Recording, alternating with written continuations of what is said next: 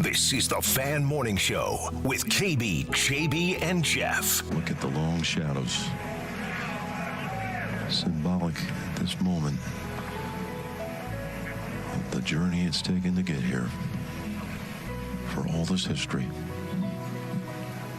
The long journey is over. McElroy has his masterpiece.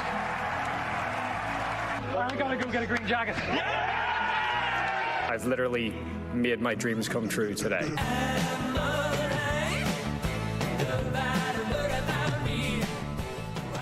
Well, there you go. Everything you ever want on a Sunday. And JB, KB, you guys aren't crying. I'm crying.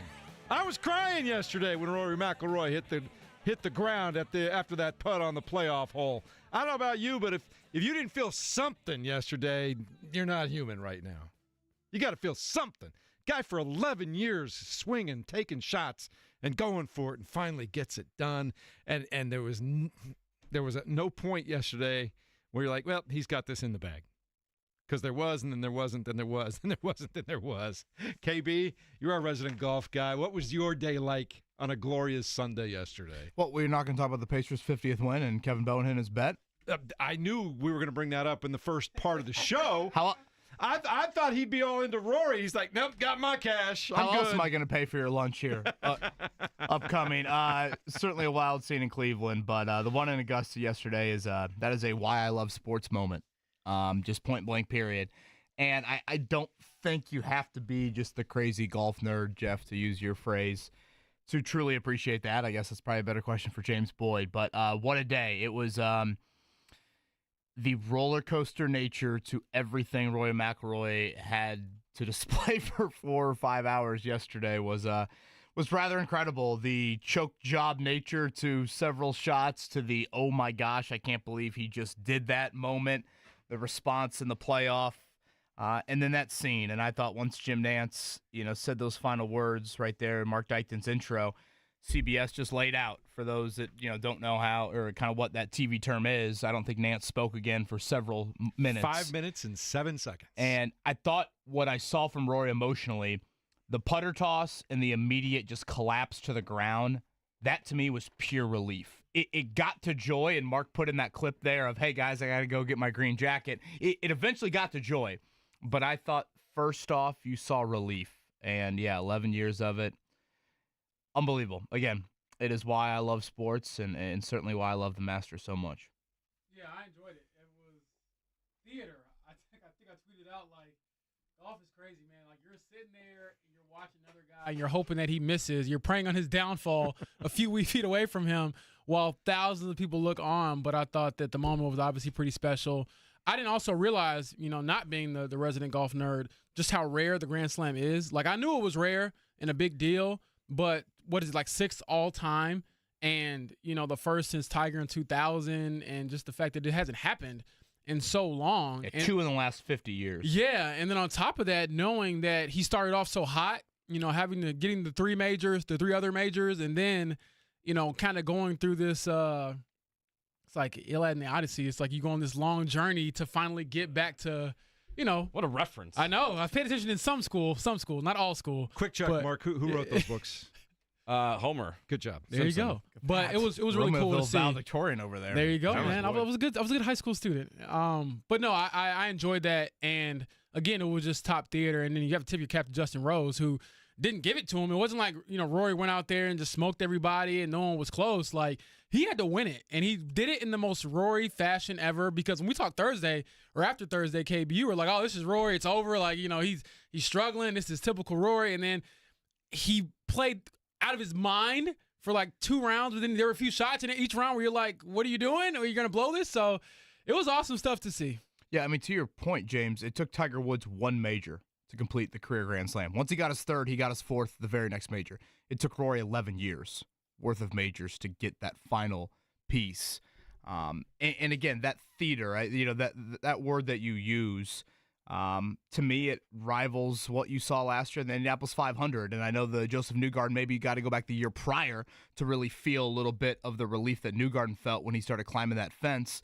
But it had some shades of that, oftentimes in sports, while these great moments occur, the then actual game itself, or in this case the round, doesn't meet that moment.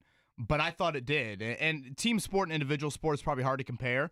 But, I felt a little bit of Peyton Manning in that 06 title game against Tom Brady of like, this is, Bryson's going to be in the final group with you, Rory, the guy that broke your heart at the U.S. Open last year. Like, you're going, and I know Bryson wilted on Sunday, which certainly made my day as well. Wow. But, like, you're going to have to, not only face Augusta National for 18 holes, but you're also going to have to see him across from you. And Bryson, I thought, very accurately said afterwards, Rory didn't say one word to me all day.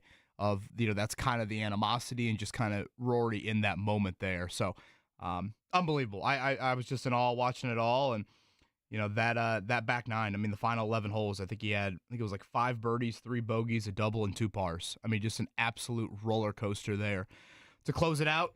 And what a shot in the playoff.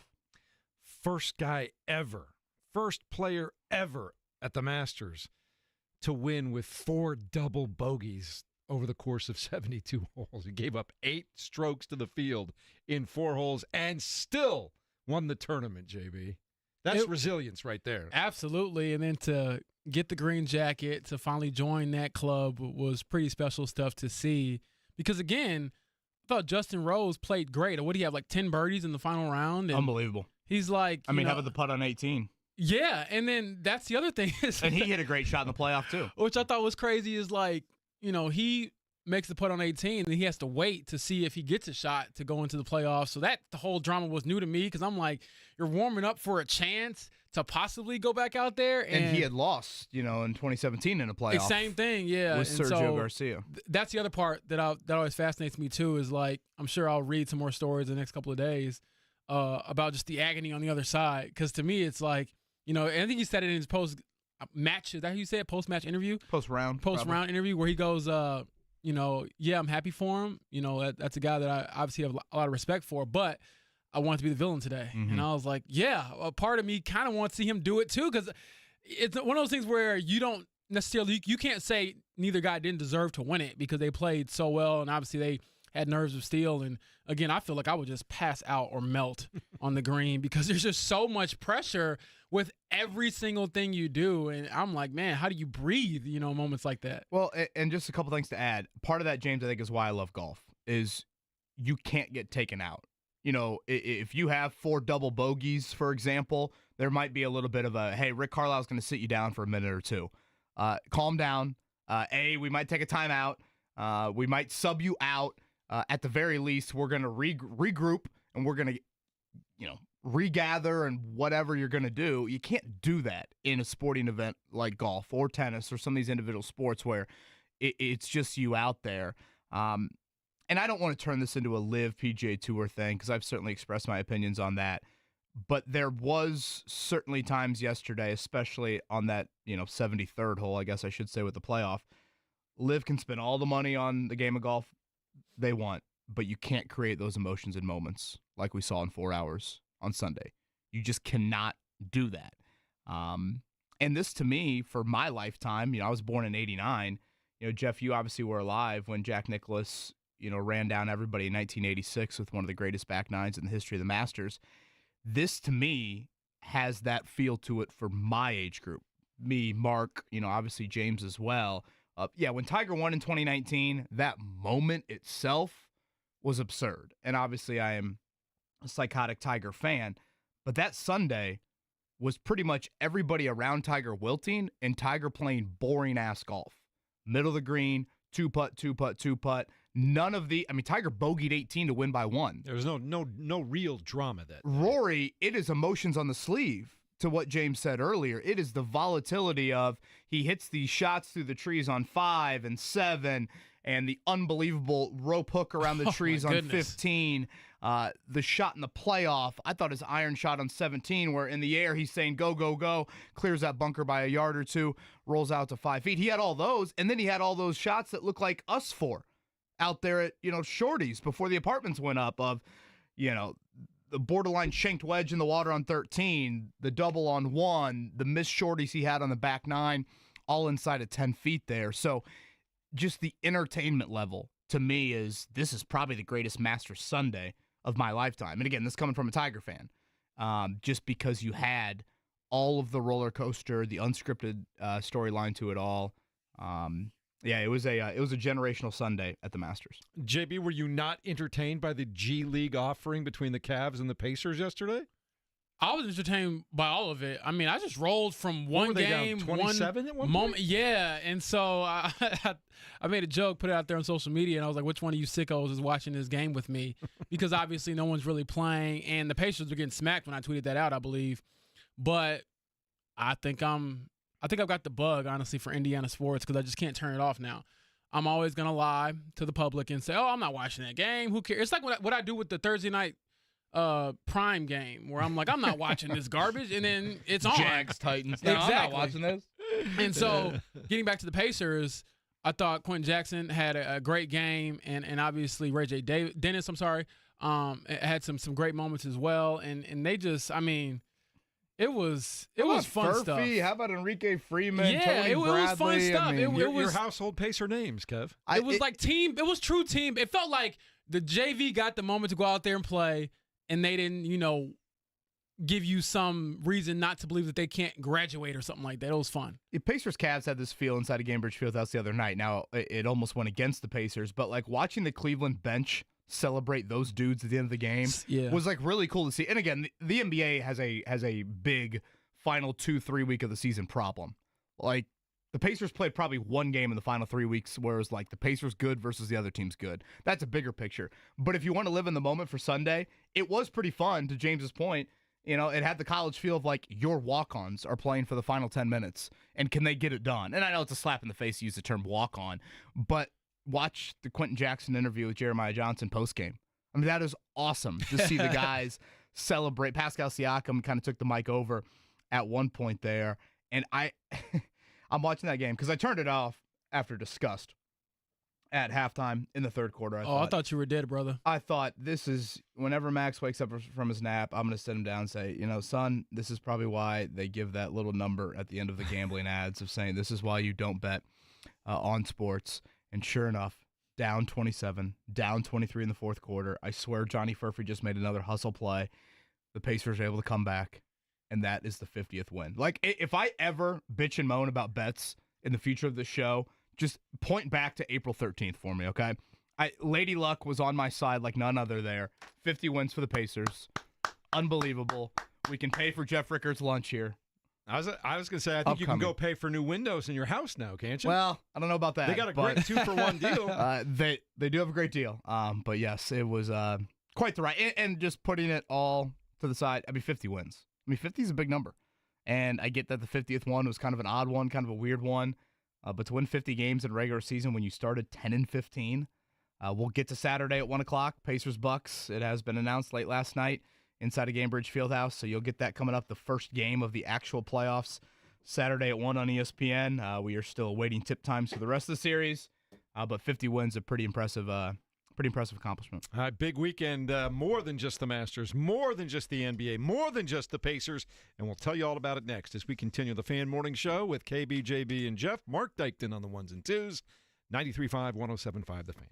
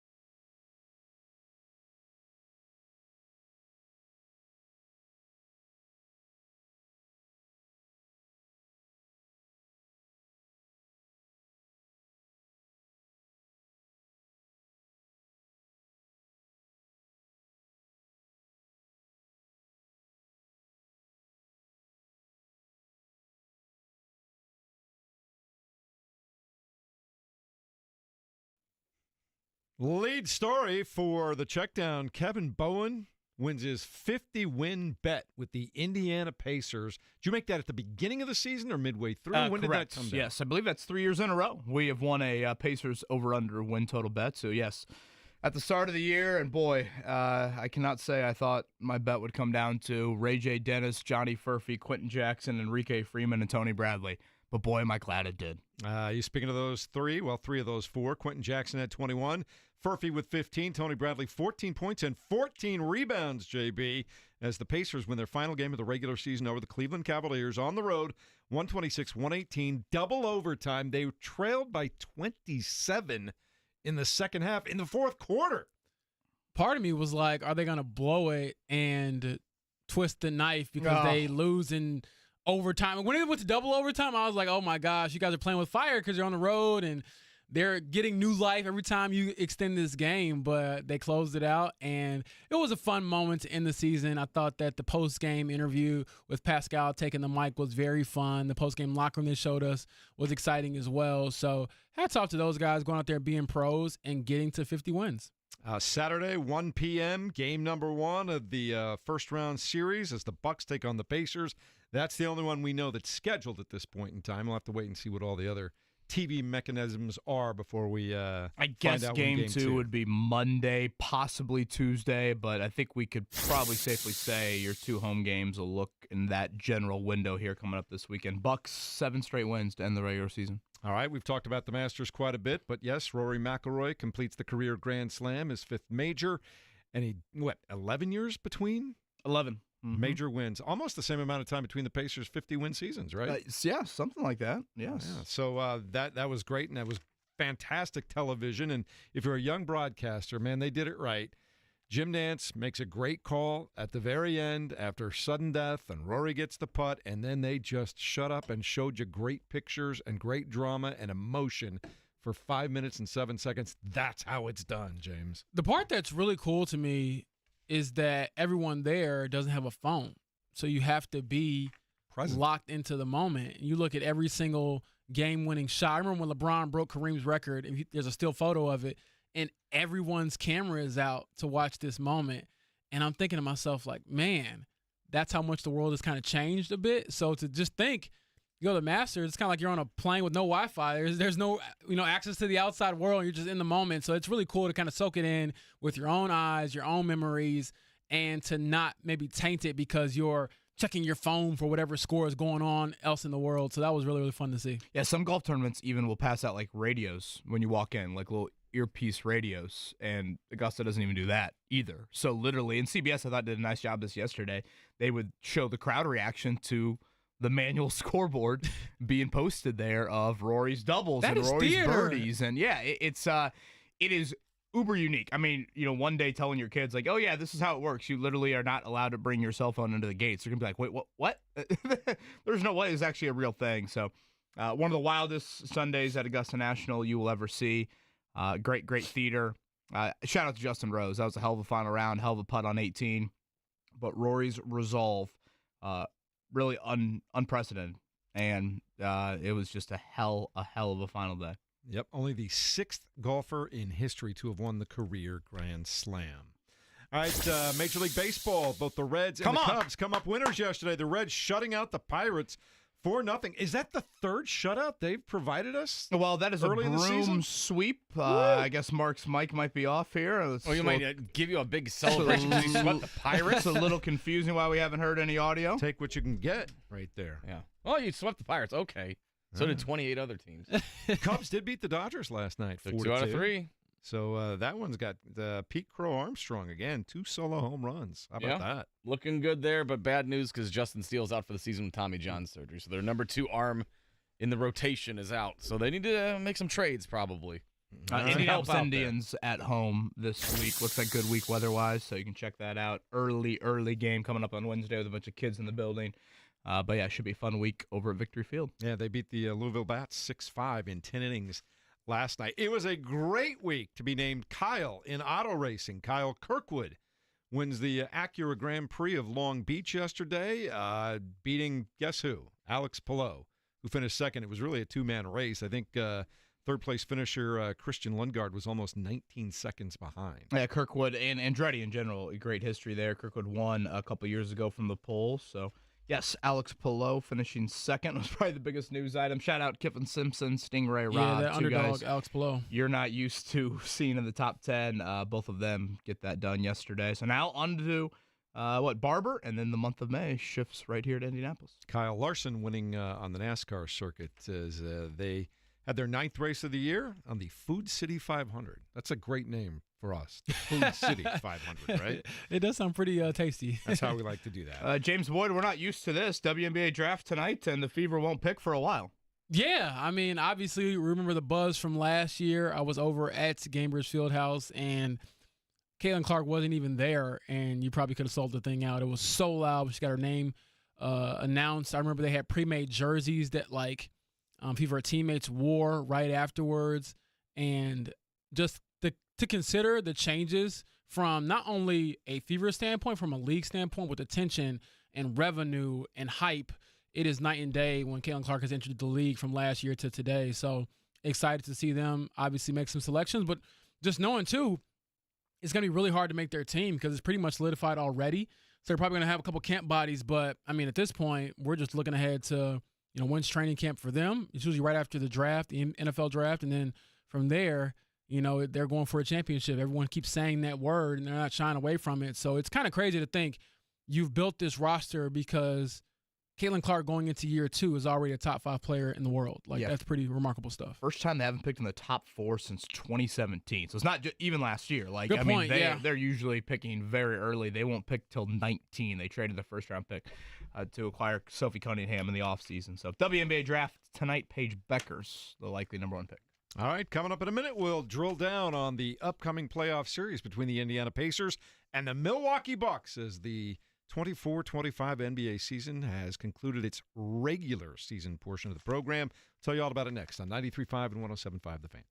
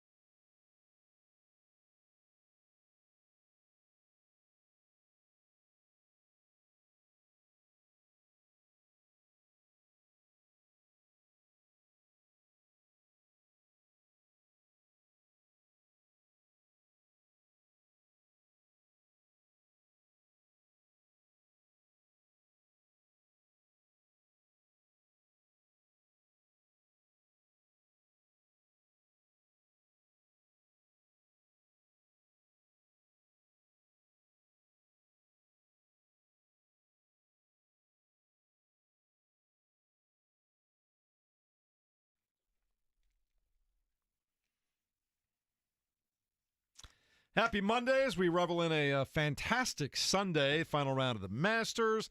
A lot of good baseball, some auto racing, just about everything you want was there, the end of the regular season. And, man, the West was topsy-turvy just trying to figure out who was going to be seeded 4th through 10th going into the day yesterday, Kevin. They got that all sorted out, and we were more worried about the East and the Milwaukee Bucks coming in here for Game 1 on Saturday. That's the only time and date we know for this playoff series at this point in time. 1 o'clock Saturday, yes. 1 o'clock. Right here on the Fan, too. 12:30 airtime, 1 o'clock tip time. James, you were talking a minute ago. You go back and forth on who you think is going to win this series, right? Yeah, I mean, forget it. Let's just do it. I think that the Pacers will win in 7. I don't think it'll be an easy series at all because I think when you have the best player, arguably in the world, and Giannis Antetokounmpo on your team, you always got a chance. And the NBA is just different. It's not like, baseball or football where one player in basketball can change so much more than one player in the other sports because you play offense and defense, and Giannis is, awesome on offense and awesome on defense. So it'll certainly be a series that tests the Pacers. And on top of that, I think that the Bucks are playing really good basketball. Now, with all of that in mind, the Pacers are also playing really good basketball as well, and they have the home court advantage, and they've played, really great this season, especially after the bad start. So I think they'll get it done, but it just won't be easy, especially keeping in mind that there's a chance, according to ESPN's Shams Charania, that Damian Lillard could return as well. Now, I don't know if that'll help or hurt him. I would assume it helps him because he's such a good player, but he hasn't played in a long time. So, not play, come right in, and play the biggest games of the season, I don't know if that bodes that great for them, but, more hands on deck. I'm sure they will welcome that. But overall, I got to roll with the Pacers in 7. Yeah, the phrase, I think, from Shams was at some point in the postseason, Lillard could return. So, what does that mean? Does it mean as early as Saturday for Game 1? Does it mean at some point in the series? Would it be only if Milwaukee wins the series? So, obviously, that'll be a huge storyline. And, think about the Bucks. I think where the Pacers have a huge advantage and can challenge them a lot is, especially without Lillard, the Bucks lack ball handlers. Yes. And we see the Pacers' willingness to pick up full court quite often. It's kind of been the Pacers' MO, dating back to really the start of last TJ, postseason. Andrew. Yeah, I mean, Neesmith will pick up full court at times. Certainly Nembhard, like you said, TJ McConnell definitely. If you look at who the ball handlers are for the Bucks, you're going to be like, wait, who are these guys? Now, where Milwaukee does have a little bit of a unique makeup is they are big. They start 4 dudes 6'8" or bigger. The Pacers start 3 dudes under, 6'6". So, that matchup, they'll throw a lot of length at Tyrese Halliburton. We've gotten into this debate on kind of what you throw at Halliburton. And then obviously Giannis, I assume Siakam gets that early matchup with Giannis. And my question is, does that hinder Siakam at all as a consistent scorer? I think those are some of the storylines, some of the topics we'll obviously dive into throughout the week. When it's all said and done, I probably will be picking the Pacers as well. But what an opportunity. I mean, I think you're on the right side of the draw. I'd rather see Cleveland in round 2 than see Boston in round 2. And I can't wait. I mean, we have not had the appointment Game 1, Game 2 in this city in quite some time. Saturday at 1 o'clock. We rocking. We will get that. And, the weather looks great. And, Game 2 is probably going to be early next week. And, in all likelihood, the series is probably at least going to go 5 if you want to project out a little bit. Game 5 is probably going to be kind of right around. And also a weekend game, maybe that next weekend, which would be at home as well. So I think this is what you do love about sports, not only that your team's in the postseason, but the ability to play on your home floor and either go to those games or witness those atmospheres, I think is all you can ask for. And just a hell of an accomplishment. I mean, obviously, I had quite the roller coaster day yesterday, waiting for that 50th win, seeing if it would happen. I'm like, this is not healthy for my heart whatsoever here. But to win 50 after starting 10-15, wow. That's a big-time deal. And I think too often in sports, we're just so concentrated on, championship or bust. It's like, you can celebrate along the way. Yeah, I think it's like that more so than the NBA, than any other league. Yeah, I'm like, man, you guys are so there miserable. Are milestones along the way that deserve to be celebrated. And there was part of me that kind of felt bad for those guys that were playing Game 82 yesterday of, it'll get lost in the shuffle. Like, you're going up against Masters Sunday. It's a Sunday afternoon game. I kind of wish that was a standalone Tuesday night where we could talk about it a little bit more. Yeah. Because I thought that was a really cool scene yesterday in Cleveland for guys that, have played more for the Mad Ants this year than they have for the Pacers. Well, two teams that are playing very good basketball, as you pointed out, JB. 7 of 8 for the Pacers, 8 in a row for the Bucks. Now, both teams have rested some players here and there, but the one thing that I have seen for the Bucks is down the stretch, Giannis has been fantastic over these last 8 games. Oh, absolutely. I mean, I've seen him in person many times at this point, and he is very scary. He is capable of carrying a team to not only a victory, but obviously to a championship. So I think all hands will have to be on deck when trying to contain him, because you can't, eliminate him. You can't necessarily even slow him down to a certain degree, but it's like, can you maybe slow down the others and keep those guys in check? The other players on the roster, the Brook Lopez's of the world, and also the Kyle Kuzmas and players like that, where you can, rattle them or maybe make them have to beat you to a certain extent, because we know that Giannis can. I mean, we saw the guy score 50 points in the closeout game of a finals series. So he's capable of rising to that level and playing at that level. But again, I think the Pacers' depth will certainly help them. And also think that this is where, when you need that extra scoring punch or that extra dynamic in the fourth quarter, you have Benedict Mathurin who can help you out. You didn't have that luxury last year. So I think that health will obviously help the Pacers out. And again, when you think about it, you got through Halliburton's looking as healthy as he was, because last year he was kind of limping into this thing. He's healthy. Pascal should be rested. We saw some burnout in him. And then on top of that, like I said, Benedict is back, and he's ready for a vengeance as well. So I'm excited for this series, man, and it's going to be rocking Saturday for sure. And one thing to note about Giannis, too, not only has his point total been, what you would expect from him, his assist numbers have been very impressive here over the last couple of weeks. And my question would now be, assuming Lillard is going to miss some time in the series, does Taurean Prince still hit shots? Does Kyle Kuzma still hit shots? Ryan Rollins has been their point guard. It's like, when you look at some of these names, it's kind of like, who are some of these guys here that are having to step up without him? They just got Bobby Portis back. So, these are guys that aren't, this is not Middleton and Lillard that, is kind of been his sidekicks here throughout the last couple of seasons. Obviously, Middleton dates much further back. Lopez, I think, has been a bit of a thorn in the Pacers' side. So, again, how do these guys react to, big-time playoff atmospheres, which certainly Gamebridge will be rocking coming up on Saturday afternoon? How much do you make of the fact, KB, that the Bucks won the season series? Does that play into this at all? Yeah, I think it's a bit notable. Obviously last year the Pacers I think they swept the Bucks, if I'm not mistaken, or very close to sweeping the Bucks in the regular season series. So I think that was a big storyline last year. Certainly no Giannis in the playoff series. So it was 3-1, right, in the regular season, and the only win was the Halliburton 4-point play in the corner? Mm-hmm. Yeah. I think it is notable. Now, again, Lillard played in how many of those games? Even Middleton's presence, I think, was there for a couple of them. So, that, I think, is a huge, huge part of, kind of dissecting this series.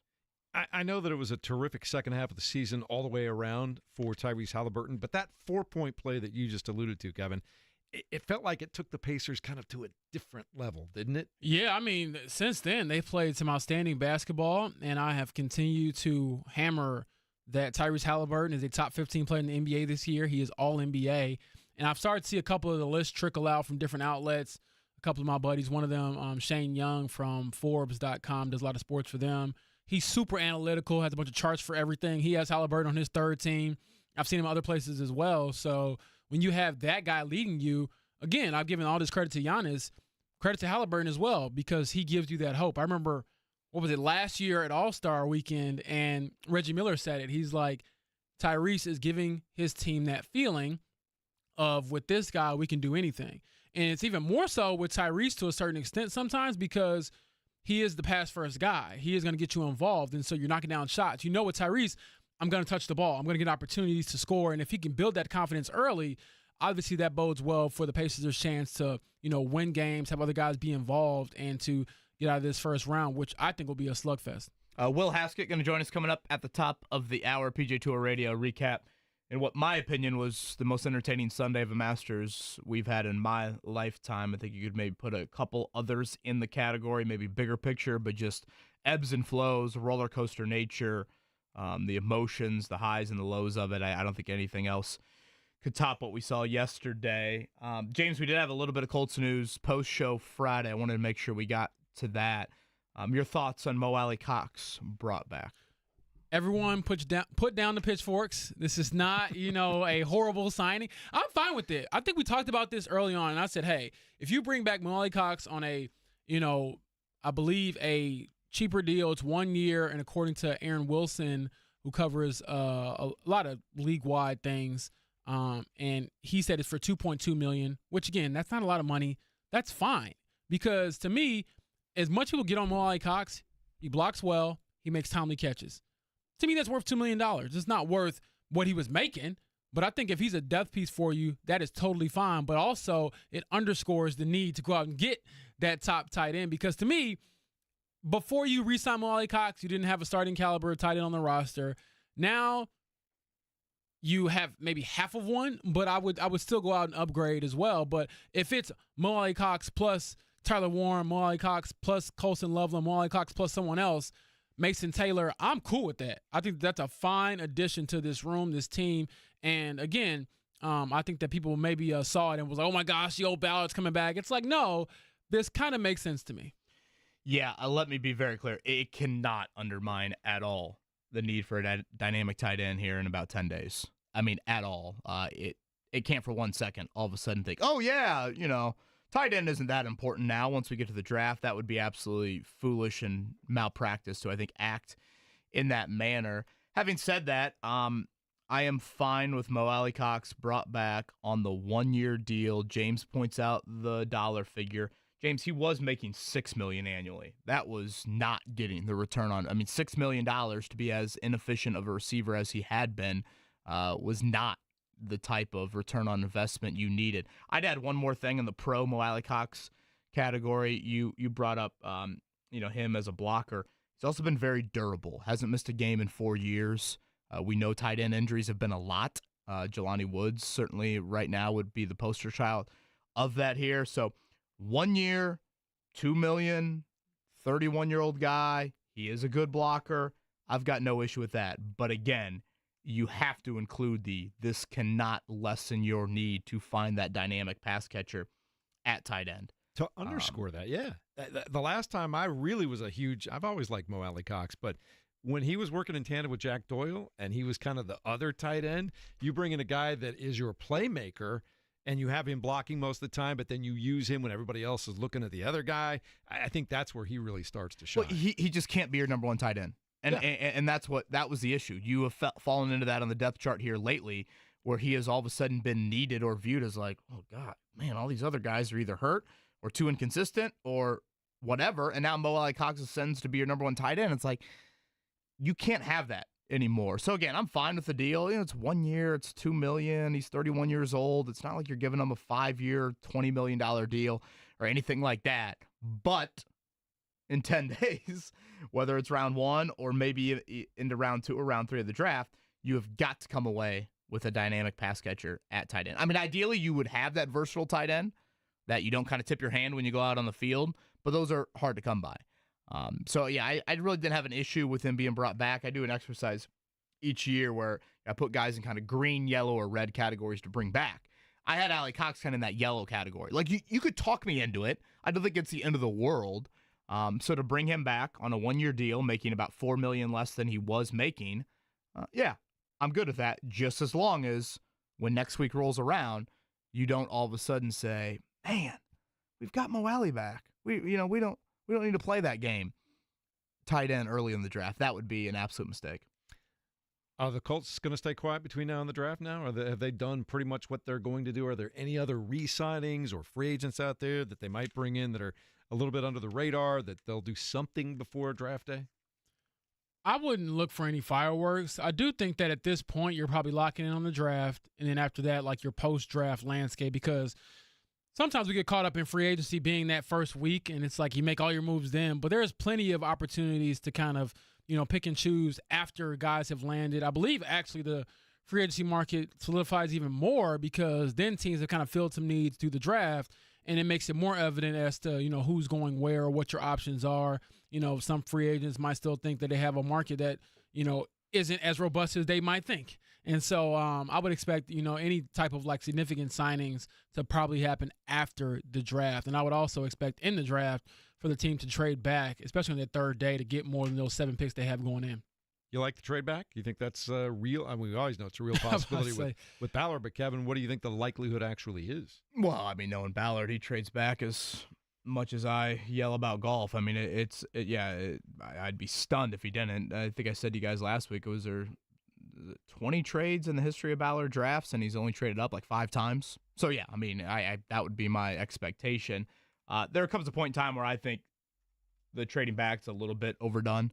I think if you can identify guys that you really, really want, I think trading up and, a little bit more high-end quality versus a bunch of quantity with the darts is probably the route to go. But knowing, again, how Chris Ballard operates in the draft, yeah, I'd be – they have 7 picks right now. You probably set the over-under at what, like 8.5? Absolutely. For draft picks for the Colts here coming up next week. Just a reminder, that is a week from Thursday.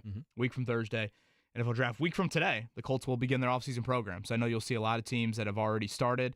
They have new coaches around the league, so they're able to start their offseason program a little bit earlier. 1 week from today, we'll the be Colts out there will begin their offseason program. Next Tuesday to talk to, hopefully Anthony Richardson about the arrival of Daniel Jones. I talked to Josh Downs at his camp yesterday, KB and Jeff, and he spoke about the quarterback competition, said that they have 2 talented quarterbacks and they're going to, duke it out. And he said whoever wins it will have earned it. So Josh Downs following the same diplomatic approach as his coaches, which I expected. And then on top of that, he was saying for his year 2, he decided to get out there and take another step forward. I think that he, can be an even more dynamic player with a more consistent offense around him. So we'll see, how that affects him and others. So I'm excited about next week because hopefully we get a chance to just pick Anthony's brain about everything because, as we know, he's at the center of the most important position battle on the team and also one of the more intriguing position battles in the NFL because I truly believe this is a make-or-break season for him, whether the Colts admit it or not, just considering that you're going into year 3, number 4 pick. Your 5th-year option is coming up after this year. They got to make a decision on your future. So you need to be going out there and playing well from start to finish and, earning that opportunity to start every single day. The competition is on officially next Monday. What was your guys' most jarring moment from watching yesterday?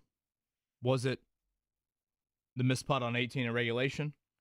I was wondering where you were going with this. I was like, Pacers or Masters? But Masters, okay. The second shot on 15, the shot in the water on 13. Like, what was the Mark Dykton? We'll start with you. The most audible moment you were like, oh bleep. Oh, it was 13 because my dad was we were up at my parents' house this week and my grandma and aunt stopped by and I was like, Dad, you got to come down here. Rory just this is a match now again. It went from a 5-stroke lead all of a sudden to Rose is back in it all of a sudden, and that was choke was back on. I think you've said it before on air. It was a butthole tightening moment situation. Because like, oh boy, here we go, Rory. A lot of history in that butt clench right there. A lot of history. James Boyd.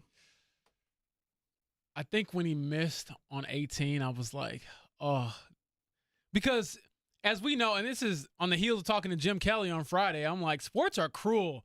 Like you can deserve to win or feel like, oh, the world owes you this.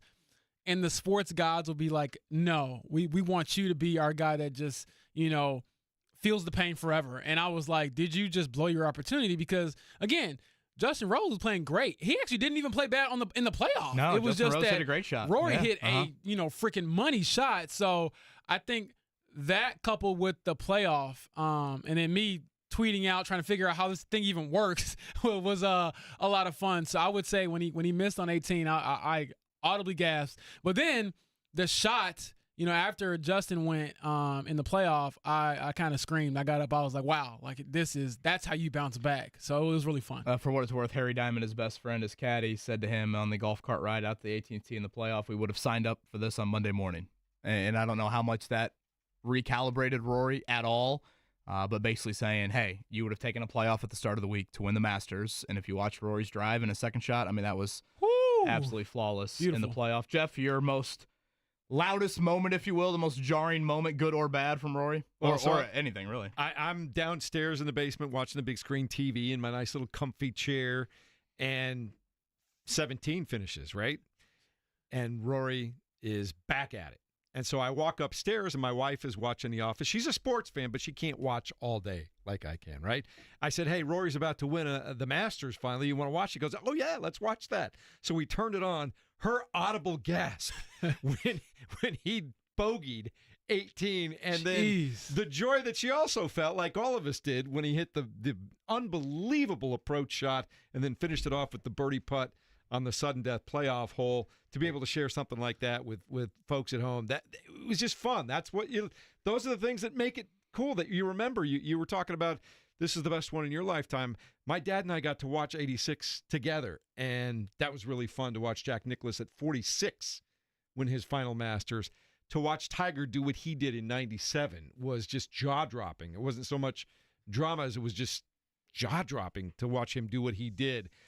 His last major, Tiger's last major, again, boring, as you say, Kevin, but he got it done. But yesterday, it had its own vibe, its own thing, and it was fun to watch a guy that's been slugging it out for that long at such a high level to finally get that. And it makes me wonder, Kevin, before you talk about your moment, like, he's so good when the pedal's to the metal, and he's not so great when he's playing conservatively.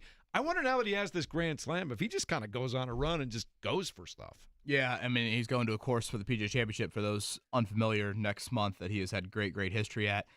For me, like, Maddie got to the point where she was so nervous she couldn't watch the putt in the playoff. She was like, nope, I just saw him miss the putt in regulation. I'm staying in the kitchen. I'm not coming out and watching that putt. You can scream or yell or whatever you're going to do, and then I'll walk in after that.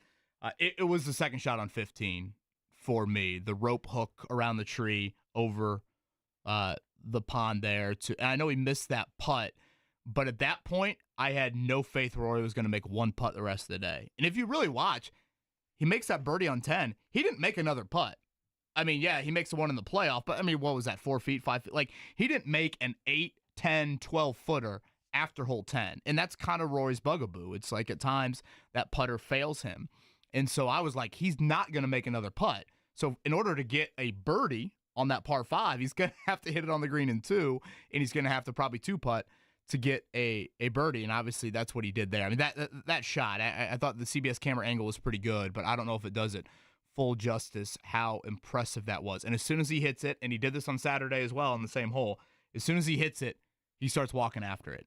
And like that, you know, in golf, you don't get a lot of those like, oh boy, I know I've absolutely flushed at this point. And again, he had just hit it in the water on 13 and made bogey. He had just bogeyed 15. He needed something there. It was probably the last best chance at making birdie. If I have my time right, I think Rose was pretty much birdieing 18 at that same time. Mm-hmm. That shot to me was just an audible gasp as soon as that ball was in the air, to land it on the front part of that green, to keep it on the green. Gosh, what a day. Just absolutely nuts. Did you have a different kind of audible gasp when he hit the bunker on 18? I thought he still had I mean, obviously, he had a lot of room to work with. Yeah, I thought, like, I think Trevor Immelman said, like, you know, in a normal circumstance, you get this up and down 9 out of 10 times. And so, like, that kind of left the door open of, like, I mean, from a difficulty standpoint, this is a pretty basic bunker shot for those guys. But as soon as he left himself the putt that he did, and when I think Bryson was on the same line and missed it to the right, I'm like, oh boy, Rory's going to overcompensate. He's going to miss it low. Sure enough, that's what he did. I did not think he was going to win the playoff, though. I thought at that point, this is Justin Rose's Masters. After Rose hit it to first off, after Rose birdied 18, and then when he went back out there for the playoff, he had, you know, a very nice second shot there to whatever that was, 15 feet, something like that. I did not think Rory was going to win it, but unbelievable. All right, coming up in a moment, we'll take a closer look at the Masters. Our own Will Haskett. When I say our own, Indianapolis, he works at SiriusXM PGA Tour Radio, but he is our Indy resident golf expert. He's going to stop by and put it all into perspective for us as we continue next. It's the Fan Morning Show with KB, JB, and Jeff. Mark Dykton on the board. It's 93.5 and 107.5 The Fan.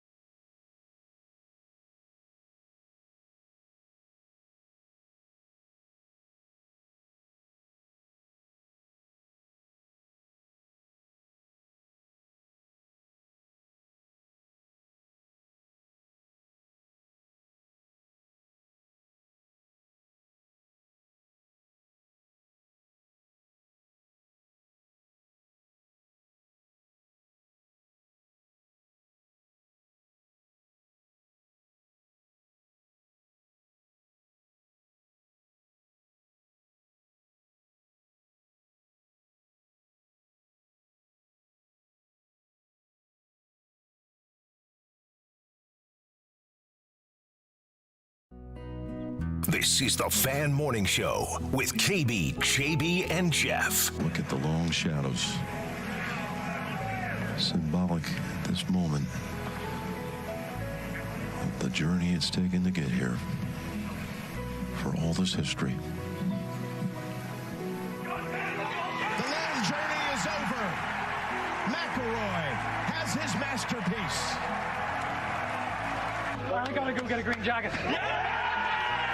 I've literally made my dreams come true today.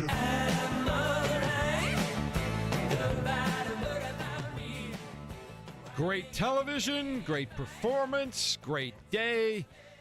Rory McIlroy has the career Grand Slam. Welcome Great to intro from Mark Dykton right there. You deliver, always delivering. That's sticking it 4 feet from the pin with everything on the line right there. I tried to. Last week he had one hole 13, the wedge in the water. I'm trying to think why I was mad at you last week. I think I needed a little bit more Masters theme. You wanted more red sound, I think, for some reason. But for the most part, you are 18 in the playoff. Well, thank you. That's very kind of you. You know who else is clutch is our next guest. Will Haskett joins us from SiriusXM PGA Tour Radio and, of course, our resident golf expert here in Indianapolis. Good morning, my friend. Did you have as much fun as everybody else yesterday? Oh, yeah. Yesterday was an epic roller coaster ride. I was not on site. I had to watch it like a fan, like you guys as well. I tried to spend as much of the morning getting nervous energy out, moving stone and rock and mulch and everything. I mean, it was everything you wanted it to be and more. What a roller coaster yesterday. And appreciate Mark's opening there. I didn't even get a chance to hear Jim Nance's call live. I was too busy celebrating myself and fist pumping on behalf of Rory.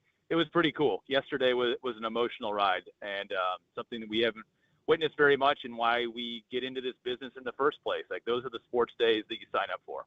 11 bags of mulch to the Bowen household. So you and I were on the same wavelength there in getting that done before 2 o'clock rolled around. Most in awe moment yesterday, most jarring moment for you, good or bad, was what moment? Yeah, I mean, there were so many highs and so many lows. Not to get ego sort of involved in it, but if you give me a small bucket to hit that wedge shot at 13, I don't know how many I'm hitting in the creek, but it's not that many. And for Rory McIlroy to hit that shot, I mean, I fell to my knees and gasped at that one. How? A par doesn't hurt you on that par 5. And when you choose to lay up with what probably would have been a 4-iron anyway into that green that you could have dumped in the back bunker and tried to get it up and down for birdie, at that point in time when you're laying up, it's what am I doing to not make anything worse than par? And even if you conservatively hit that wedge on the top shelf and then just sort of trickle it down the slope and make your par, or at worst make your bogey, that to me I thought was the most jarring moment of the day, because we'd already had so many ups and downs. And it was one of those days where no one wanted to play with the lead, with the exception of Justin Rose. And even Justin Rose makes bogey on 17 when he kind of gets to that sort of opportunity. So it was one of those great examples in golf of how it's so much easier to chase than it is to hold on to a lead. And for him to hit that shot after so many times getting off the mat and coming back was just shocking to me. But, I heard you mention it in the last segment, for as generationally good and historically great as Rory McIlroy is, he has multiple kryptonites. Putting has never been, I would say, great, especially in clutch moments. He's not a bad putter, but he certainly had his clutch issues with the putter. And wedge game. His wedge game is not as good as you would expect it to be for one of now these, top 5-10 players in the history of the sport. But it was still, that was completely stunning for him to dump that into the creek. I love the perspective you just provided, Will, because we say what Rory couldn't do, what he hadn't done, and then he finally pulls it off. And it's oh, yeah, by the way, he's one of 6 players in the history of the sport to, have the Grand Slam. So from that aspect, what do you think of him just joining that exclusive club and doing it in the most Rory fashion imaginable? Yeah, I think, James, when they pop the graphic on the screen to remind everybody of how few guys have actually done this, and now granted, some of the all-time greats of the 20s, 30s, 40s, and 50s didn't really get a chance because the Masters came along in the 30s. And so, you maybe have 2 or 3 other golfers that could have laid claim to it if they'd played in their prime. But, you think of all the names that didn't do it or haven't done it at this juncture, and it really sort of does put it into perspective of how good he is. And to be sort of the prodigy, there's Tiger Woods on TV when he's 2-3 years old hitting shots. Well, Rory was doing that across the pond when he was, a young golfer. And so to have that moment to come full circle, to be as transparent as he has been as a superstar athlete, to be as important he has been to golf, to the PGA Tour over the last 4 or 5 years, to get that win and get the monkey off of his shoulders is incredible. And it's not as if Rory's really had the heartbreak moments. I mean, the guy he beat in the playoff, Justin Rose, has had more. Holy cow, how many green jackets he would have if he just didn't get beat by somebody else. It's happened to him 3 times at least now at the Masters. It's not as if Rory has been, there on the 18th green watching a guy, chip in to deny him this opportunity. It just was sort of expected that it would happen, and it just didn't. And it kept not happening, and it kept not happening. But, yeah, you look at all the worldwide wins, the PGA Tour Player of the Year awards, now all of the majors, you take a step back and you can't ask any more of him now. There isn't a missing line on his resume at all. There's nothing missing now on Rory McIlroy's career checklist. That's pretty incredible stuff because there are a number of golfers, household names, that have missing items on their resume.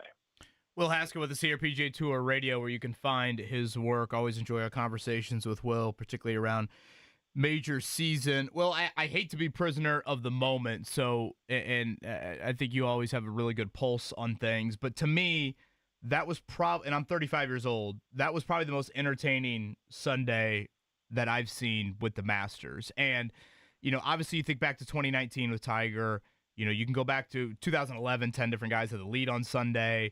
Certainly the other Tiger majors maybe provided some greater historical moments or like bigger story, 97 being the poster child of all of that. But just in pure entertainment value, like Tiger winning 2019 was rather boring. Tiger just hit it to the middle of the green. And I mean, Tiger's biggest fist pump all day was, the reaction after the round. You didn't even get vintage Tiger moments necessarily. Am I being too prisoner of the moment to say that was the most entertaining Masters in my lifetime? Or I should say most entertaining Sunday of my lifetime? No, I mean, a lot of people have said, Brandel Chambly led live from last night on Golf Channel saying it might be the greatest Masters ever played or something of that ilk. And I think the entertainment value was there because it was start to finish, right? When Bryson made the putt on Saturday across the green, an incredible birdie to assure himself of getting into that final pairing and also to, carve that deficit down to 2. We sort of had the anticipation of that final round starting at about 7:00 on Saturday night. So then you had the build up. You had 2 very different personalities and how that would go off. The way the round started with Rory completely nervous and making a mess of the first hole and Bryson getting that 2-shot swing and then eventually taking the lead after 2. And then just the back and forth, the up and downs of it all. You're right. The Tiger DeMarco showdown with the chip on 16 stands out. Norman's collapse against Faldo in 96. There's been plenty of historic sort of Sundays, and this golf tournament is perfect because the back nine provides for double bogeys and eagles.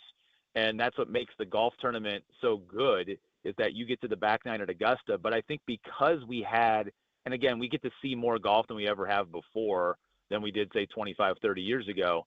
But because the setup was so strong, because it was that Rory, could he have his moment? Could Bryson deny him that?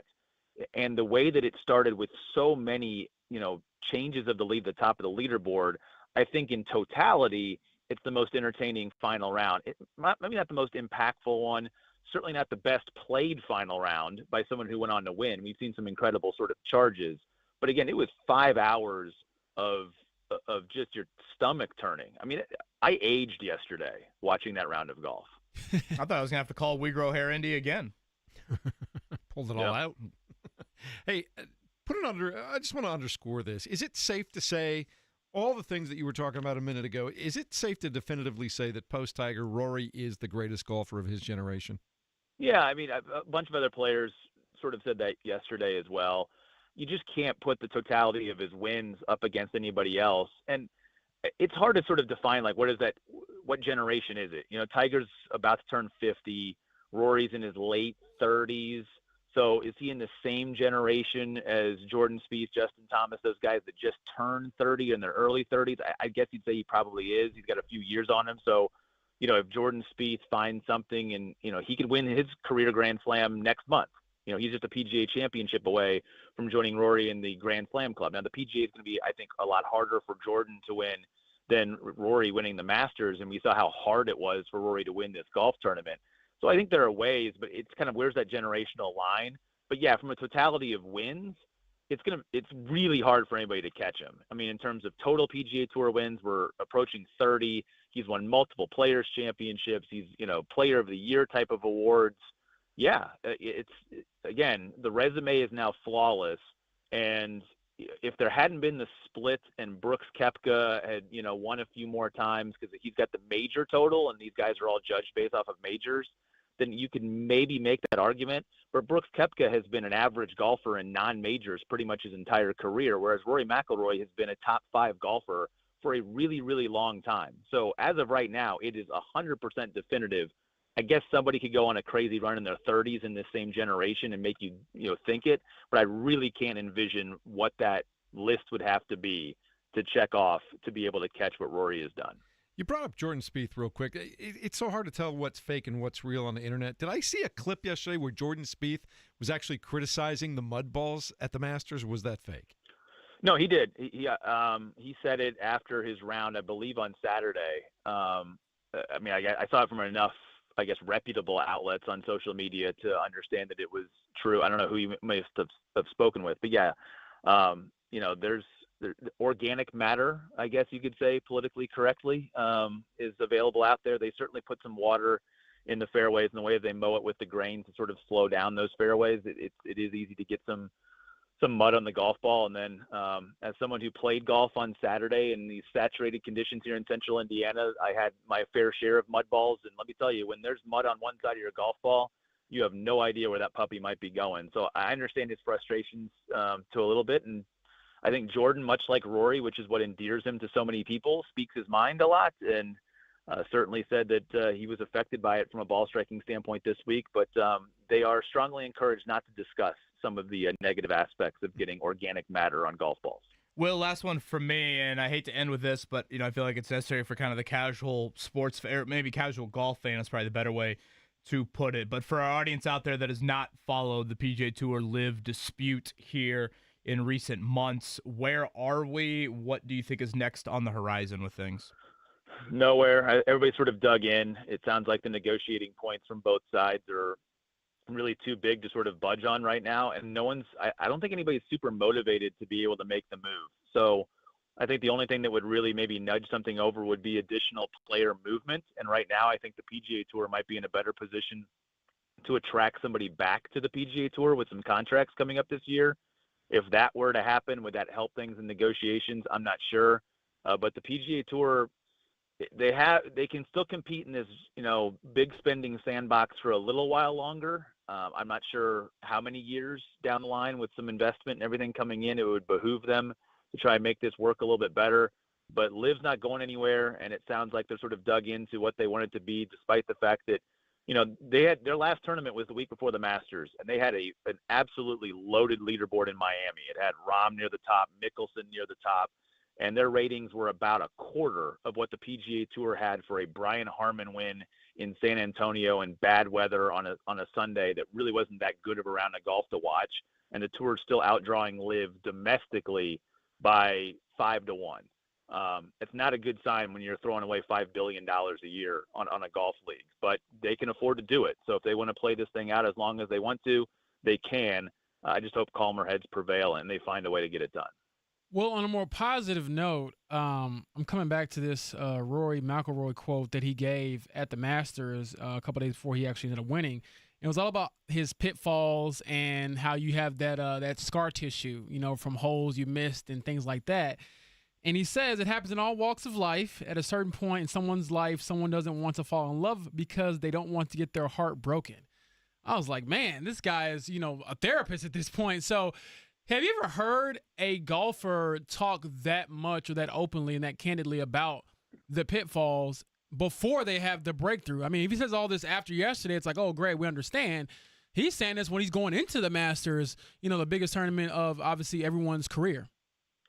Yeah, I think again, the reason why he was such a fan favorite yesterday, James, is because we were so humanized by him for such a long period of time. And he he wore it so much, which is why he had the sort of the breakdown release that he did when that putt went in the playoff to finally get it done. Some guys are wired to be able to compartmentalize and get through some of those moments, and some players aren't.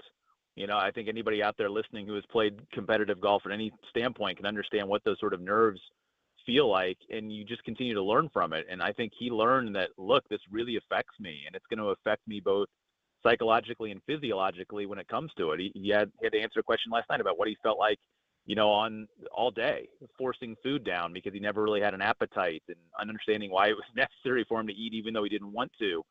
So yeah, it's learning that. But the interesting about that quote to me was that he almost made it feel like, well, don't put yourself in those situations so you don't have those emotional moments, but he can't avoid them as a professional golfer who wanted to win this so badly. And I do wonder, we easily talk about, does this open up for, greater accomplishments, more majors? Nobody's better suited to win the next major at Quail Hollow in the PGA Championship than Rory McIlroy. Does this sort of free him to just say, you know what, now, everything else is gravy? And if that's the case and he doesn't have nerves, I think everybody has to watch out. Always good to talk to you, Will. Thanks so much for spending time with us. All right, boys. Appreciate you giving golf a little bit of a spot. Go Pacers this weekend. You bet. I believe, Kevin, this week the Masters is what we call in the business earned media. Very earned. Very earned. Saturday, 1 o'clock, by the way. Pacers game 1. Much more on that, certainly, throughout this week. Rick Carlisle tomorrow at 8. James, I'm glad you asked that there at the end, because I thought, to summarize what I saw from Rory as soon as that putt went in, I saw instantaneous relief. The putter toss, the collapse to the ground. I didn't see pure joy, pure elation. I saw relief, probably for the first, 10 to 20 seconds. And then maybe once he got through the Justin Rose handshake, once him and Harry had their first embrace, Harry Diamond being his caddy, then I think the joy started to set in. And honestly, maybe now that I think back to it, I don't know if the joy fully sat in until he started walking up that hill. And then maybe saw Shane Lowry, and Shane Lowry picked him up, and Tommy Fleetwood, and then, kind of his cronies when he yells to them, like, I got to go get a green jacket. Like, that's probably when the joy started to set in. But he's so introspective that I think that's why I was gravitated towards that story more than any other this week of, like, you just don't get a lot of athletes that wear it on their sleeve like he has. And so I think that's what kind of captivated me, certainly watching it yesterday. To give this a Pacers angle, when I came to talk to your class last week, it felt like, and this is why Tyrese is so endearing, he's the same way. He'll go through a slump, he'll go through the highs, but he'll always kind of let you into his heart. Yeah, his he's not going psyche. to hide behind the mic. No, he will give you that human side of it. It isn't just, I got to swing the golf club better, I got to shoot better. It's real emotions, it's real pressure, and so that, to me, can be an endearing piece of an athlete. And we saw it yesterday with Rory, and hopefully we'll see it more often with Tyrese in his triumphs. All right, let's check things down and let you know what's happening in the world of sports beyond just the Masters.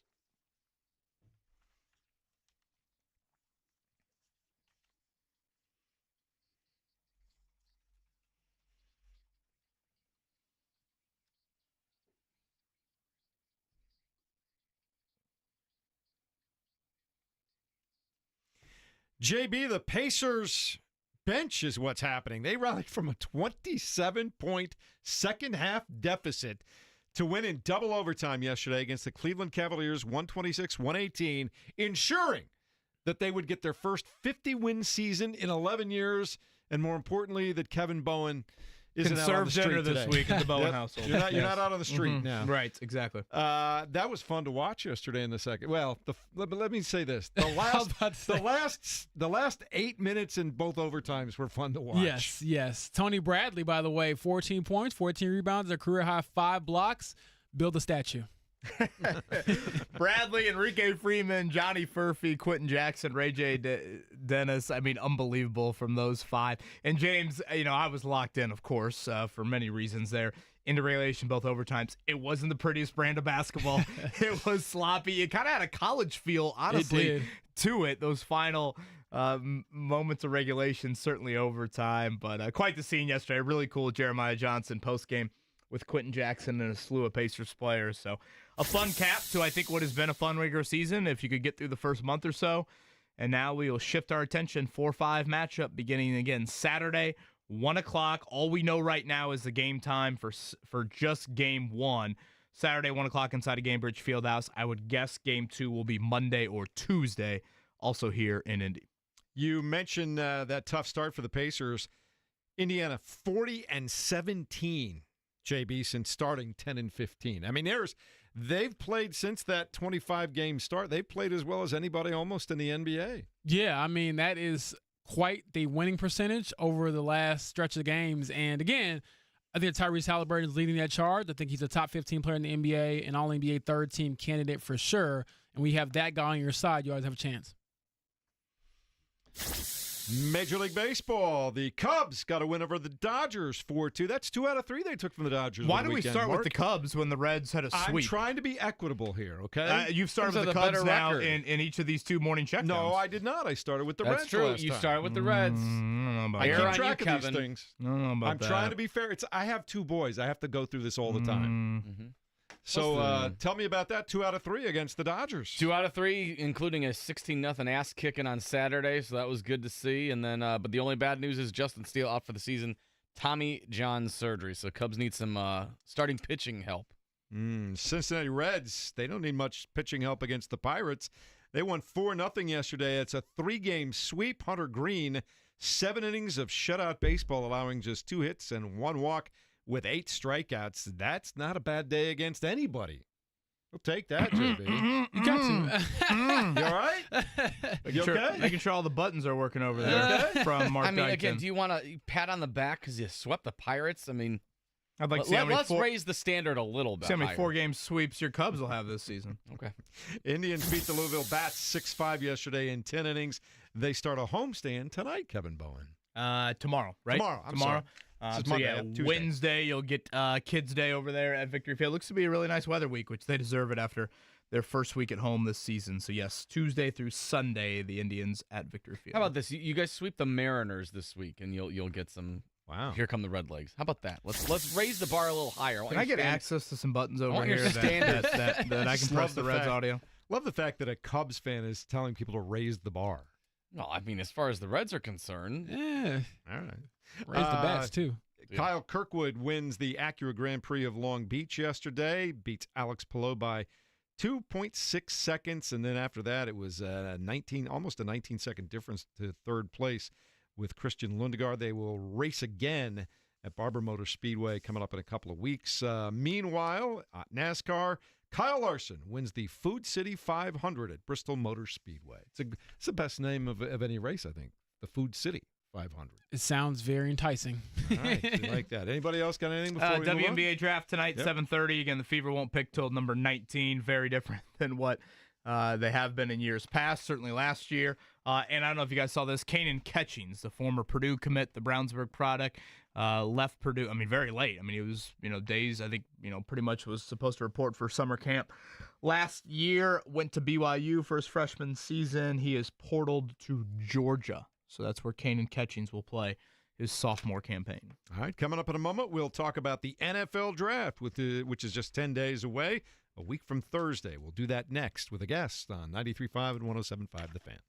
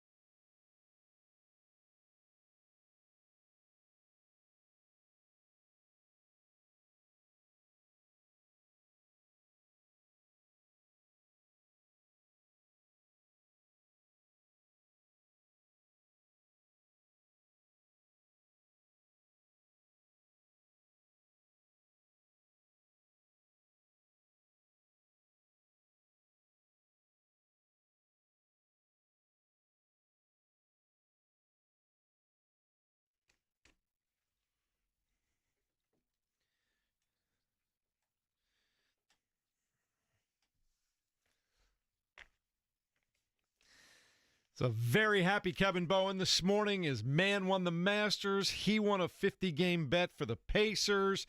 Everybody's happy there. JB, I know you had a good weekend as well. And now we turn our attention to the National Football League, the draft, coming up a week from Thursday. And joining us now on the Payless Liquors hotline, Damian Parson, who works at Bleacher Report, covers the NFL draft, spending some time with us this morning. We appreciate that. Damian, did you get caught up in all the excitement of the weekend as well? Oh, man, I was watching basketball, getting ready for the playoffs. You know, my Detroit Pistons are finally doing things well, so I've been enjoying that. Last time I think I talked to James, Pistons weren't doing too well, you know. So, you know, and now we are actually in the playoffs, so it feels good. It feels good. I was gonna say around here they still praying on the Pistons' downfall, so you know, tread lightly, brother. You got to be careful how loud you say that, Damian. You know, I know. I was kind of hoping for that first round matchup, but you know, I was like, yeah, we'll take the Knicks. So all right. Damian, we'll start with this because I know you've been all over this, and I love your video breakdowns and your analysis. Tight end. We know it's a position of need for the Colts. Who do you like as a better fit for the Colts, or just a better player in general? I guess if you want to give two sides of that coin, Tyler Warren or Colston Loveland? My tight end one is Colston Loveland out of Michigan. I look at him, not saying that he's Brock Bowers, but what Brock Bowers has brought to the Raiders, I see a very similar path of that type of productivity and pass receiving ability with Colston Loveland. When you look at that Michigan offense, the quarterback play was inept. He was open a lot. He just didn't get the ball, or the quality of targets was not there. And for me, it's like I looked at when I watched the film of both guys, and I think I tweeted it out, like there was a narrative going around that Colston Loveland was not a good blocker. And I'm watching him execute a variety of different blocks. And I'm wondering, where did this narrative start from and everything? And that was with the bum shoulder. He had the bad shoulder, I think, for the entire season. That's why he wasn't able to work out this offseason. So for me, I look at a guy with Colston Loveland at 6'5", 6'6", 240. Can you bulk him up to 250 without sacrificing his athleticism? I think so if you wanted to. But he runs routes like a receiver. This guy has a big catch radius. He separates versus man against corners, nickels, safeties, linebackers. And I still like Tyler Warren. I do. I think Tyler Warren is a little bit better after the catch and everything. It's just before the catch. In the NFL, I'm not banking. I've been here before with guys like this. I'm not banking on the NFL doing for you what college coaches did. And that's all. Manufactured touches, space stuff. They scheme the entire offense around you. And that was because they did not have a robust wide receiver room. When I look at Tyler Warren, I could see if he goes to a situation where he's not with the most creative OC and he's told to play traditional tight end, running routes against man, being a natural separator, I could see there being some variance in this game, especially early on. I think he could develop in that realm, but like Penn State didn't put him in a space where he had to be that true one-on-one route winner. Great ball skills, though. Great ball skills. Everybody talks about the versatility. I hate to burst the bubble for a lot of fans. He's not taking snaps and running a seam route. He's not doing that in the NFL. He's not going to be wildcat quarterback. You can't bank on that type of stuff going into the league. So for me, Colston Loveland has a much more polished receiving prowess, and I think there's even more upside with him as a blocker. Tyler Warren, I think both of them have room to grow, but for me, it's Colston Loveland as tight end one. I think he would give Anthony Richardson that easy button in the middle of the field, up the seams, a guy that you can move around this offense and give him that pre-snap indicator. Like, what are we in? What is the defense in? Let's move Colston Loveland around. Okay, that's a safety following him. Okay, this is man. I'm ready to go. I know what the picture should be post-snap, making it easier on your soon-to-be third-year quarterback. Interesting thoughts here. Damian Parson, Bleacher Report, providing us on the NFL draft week from Thursday, round one. Would you be good with either at 14? I mean, I know you like Loveland more than Warren, but I guess, do you think 14 overall would meet the value to draft either of those guys? Absolutely, 100%. I think, especially because I know, losing E.J. Speed, there's been a lot of talk about maybe Jihad Campbell at 14, getting that playmaker at the second level and everything. I think he's come off a torn labrum. I heard he should be ready for training camp. We'll see. But if they don't want to go with linebacker there with a talented guy like Jihad and they wanted to go tight end, yeah, the value is absolutely there. I have both Colston Loveland and Tyler Warren graded as top 25 prospects, top 20 prospects in this class. I think either one of them makes sense. It's going to be a different skill set per se, but I think both of those guys could help Anthony Richardson because I'm believing Anthony Richardson should win this QB battle with Daniel Jones. But whoever's at quarterback, either one of those guys can help whoever's taking snaps under center. Damian Parson from Bleacher Report talking to us right now on the Payless Liquors hotline about the NFL draft coming up. 7 picks in 7 rounds for the Colts right now. We're always curious around here with Chris Ballard what that ends up looking like. Do they stay at 7, or do you think there's 8 or 9 picks coming the Colts' way when it's all said and done? I think it really depends if this draft gets a little crazy with some of the quarterback landing spots or some teams that, like you think about Dallas needing to add an extra pass catcher. If both tight ends are gone and we say Jihad Campbell somehow is gone as well, I could see them trading back for sure. I think I can see them making calls, wanting to move back, get an extra couple picks and say, you know what, there's a guy we do like. We don't like him at 14. We'd rather get him at 20 or 22 then for sure. But I could see them sliding back if the guys that they have bucketed at 14 are off the board. This is going to be very interesting because all the swirls about quarterback with the Saints and different teams of that nature, we could potentially get more quarterbacks, as the narrative was this is a very porous quarterback class. We might get 3 or 4 quarterbacks in the first round, the way kind of the arrows kind of pointing and rumors starting to leak out. So it's going to be very interesting to see how this thing plays out.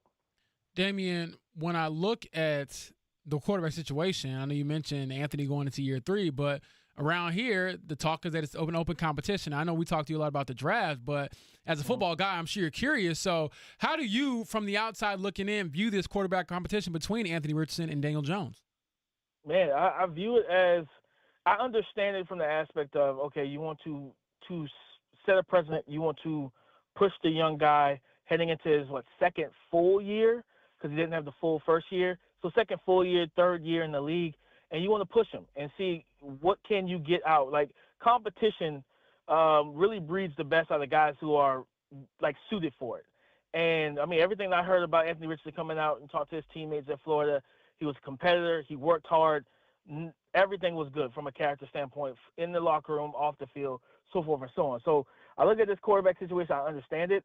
Watching all the tape that I have over the years of Daniel Jones, I think that Anthony Richardson should be the guy that be viewed as the favorite to win this job. Like, what you can do, yes, Daniel Jones is a big guy himself. He has good arm talent. And, he's also a mobile guy. We saw that with Brian Daboll. But I think his best year in terms of what got him paid was 15 passing touchdowns. And that's not going to get it done. And we saw how things have, when the offensive line isn't great, how it looks for him. For Anthony Richardson being a raw prospect coming out, you expected some variance. You expected some peaks and valleys. Throughout Daniel Jones' entire career, it's been more valleys than peaks, to be completely honest. So it's like, for me, it's like, all right, I'm expecting him to push, to really push Anthony Richardson, and for Anthony Richardson to feel that, breath on the back of his neck, like, okay, I got to get in the front of this line and create separation and really showcase what I can do and take that next step. And I think that's really the main thing for it.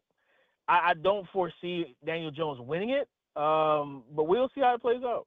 Damian Parson, great stuff here. Bleacher Report, NFL draft as we are 10 days away. One question I would have, Damian, quarterback-wise, a little torn on how early the Colts should try and attempt a dart at quarterback.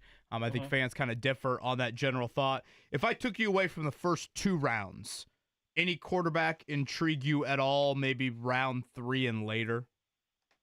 Oh, yeah, for sure. I think you look at, to me, one of my guys in this class, round 3 to 4, Kyle McCord out of Syracuse, strong arm, he's accurate, and we saw him take a step going from a subpar season in 2023 at Ohio State. He needed to kind of, cleanse the palate in a sense, and he goes to Syracuse, and he changed that program, right? They were in big games. He played well. The game against Miami that knocked them out of the CFP, essentially, like he was instrumental in dissecting and dicing up that defense that Miami had. And this is a guy that in my report over at BleacherReport.com, my comp for him is Kirk Cousins, and I feel like he's Kirk Cousins with a stronger arm. Neither guy are really mobile, so like that's going to be a weird thing with how the offense is typically structured with QB run game, things like that. But we watched Shane Steichen be able to call plays effectively for a 38-year-old Joe Flacco who's not mobile right now, and everything. So being able to play just pure from the pocket. Kyle McCord's a guy I think that could be on their radar late round 3, early round 4. I also look at Will Howard, 6'4", 6'5", 240, big guy. Good arms, good to solid arm. He flashes accuracy at all 3 levels, and they ran some good concepts to really allow him to throw and bang that in cut between defenders in zone, hit smash concept with the, manipulate that curl a flat defender and throw that 7 route to the sideline, layer the ball over that underneath defender. But also you can use him similar to Daniel Jones and Anthony Richardson with the QB power game, QB counter. I can't remember which game it was when we saw that. I think they iced the game with that. And he ended up stumbling, similar to Daniel Jones when he fell years ago. But this is a guy that's mobile and can make throws. I think those are 2 guys that I look at that could absolutely fit into this offense, make the plays. You have the receivers, got to make sure up that offensive line and get a tight end. But you have the other pieces. Now it's just all about the quarterback, whoever that is, taking the ball and running with it.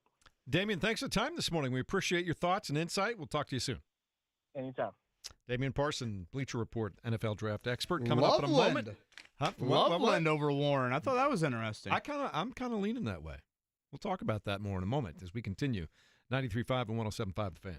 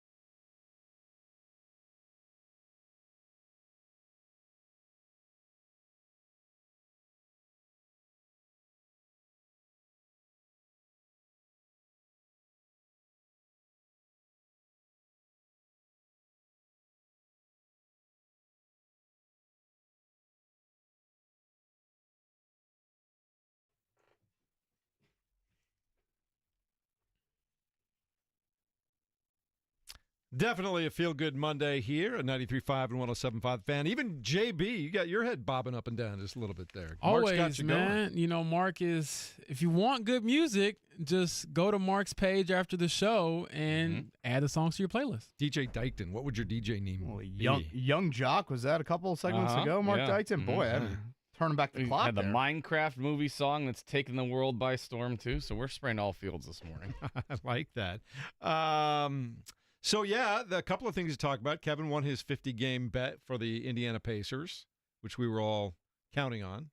We're looking forward to that. Okay, can we go back to no, go ahead. real quick? I don't know about counting on You it have a there. GIF. He has a GIF. How do you call it? Whatever you want to call it. GIF, GIF. How? I go GIF. Okay, GIF. The great Evan Cox, who used to work here, now does terrific work for the Indiana Pacers. Yeah, a few years back, he goes, let's make some GIFs. So one day, him and I go in that photo studio just down the hall, which I think now is turned into all of our offices. And him and I made a few GIFs. I never know how to find those either. We I always do try to those search again. for them, and I I can't know. find them. I put in You got Kevin enough Bone. blackmail on me, man. I was going to say, You don't, yeah, KB, you know how many you audio do know clips this is you getting have? saved. I mean, Yeah. I'm going to use this forever now. I didn't know that this was a thing. So We that need to get a was- whole category Yeah, going. that got me hyped like the Masters. I was like, wow, this is meeting the moment, KB. Nick, if you're listening, we need to create a bunch of those for all of us, don't you think? Yeah, I'm willing to, give you a nice little roar. All right. I will be enjoying a meal on you guys at Harry and Izzy soon. Oh man, we're gonna be Looking forward to that. There Mark, goes the I'm moving 50 in, win brother. bet money. I'm All bringing my there. bags.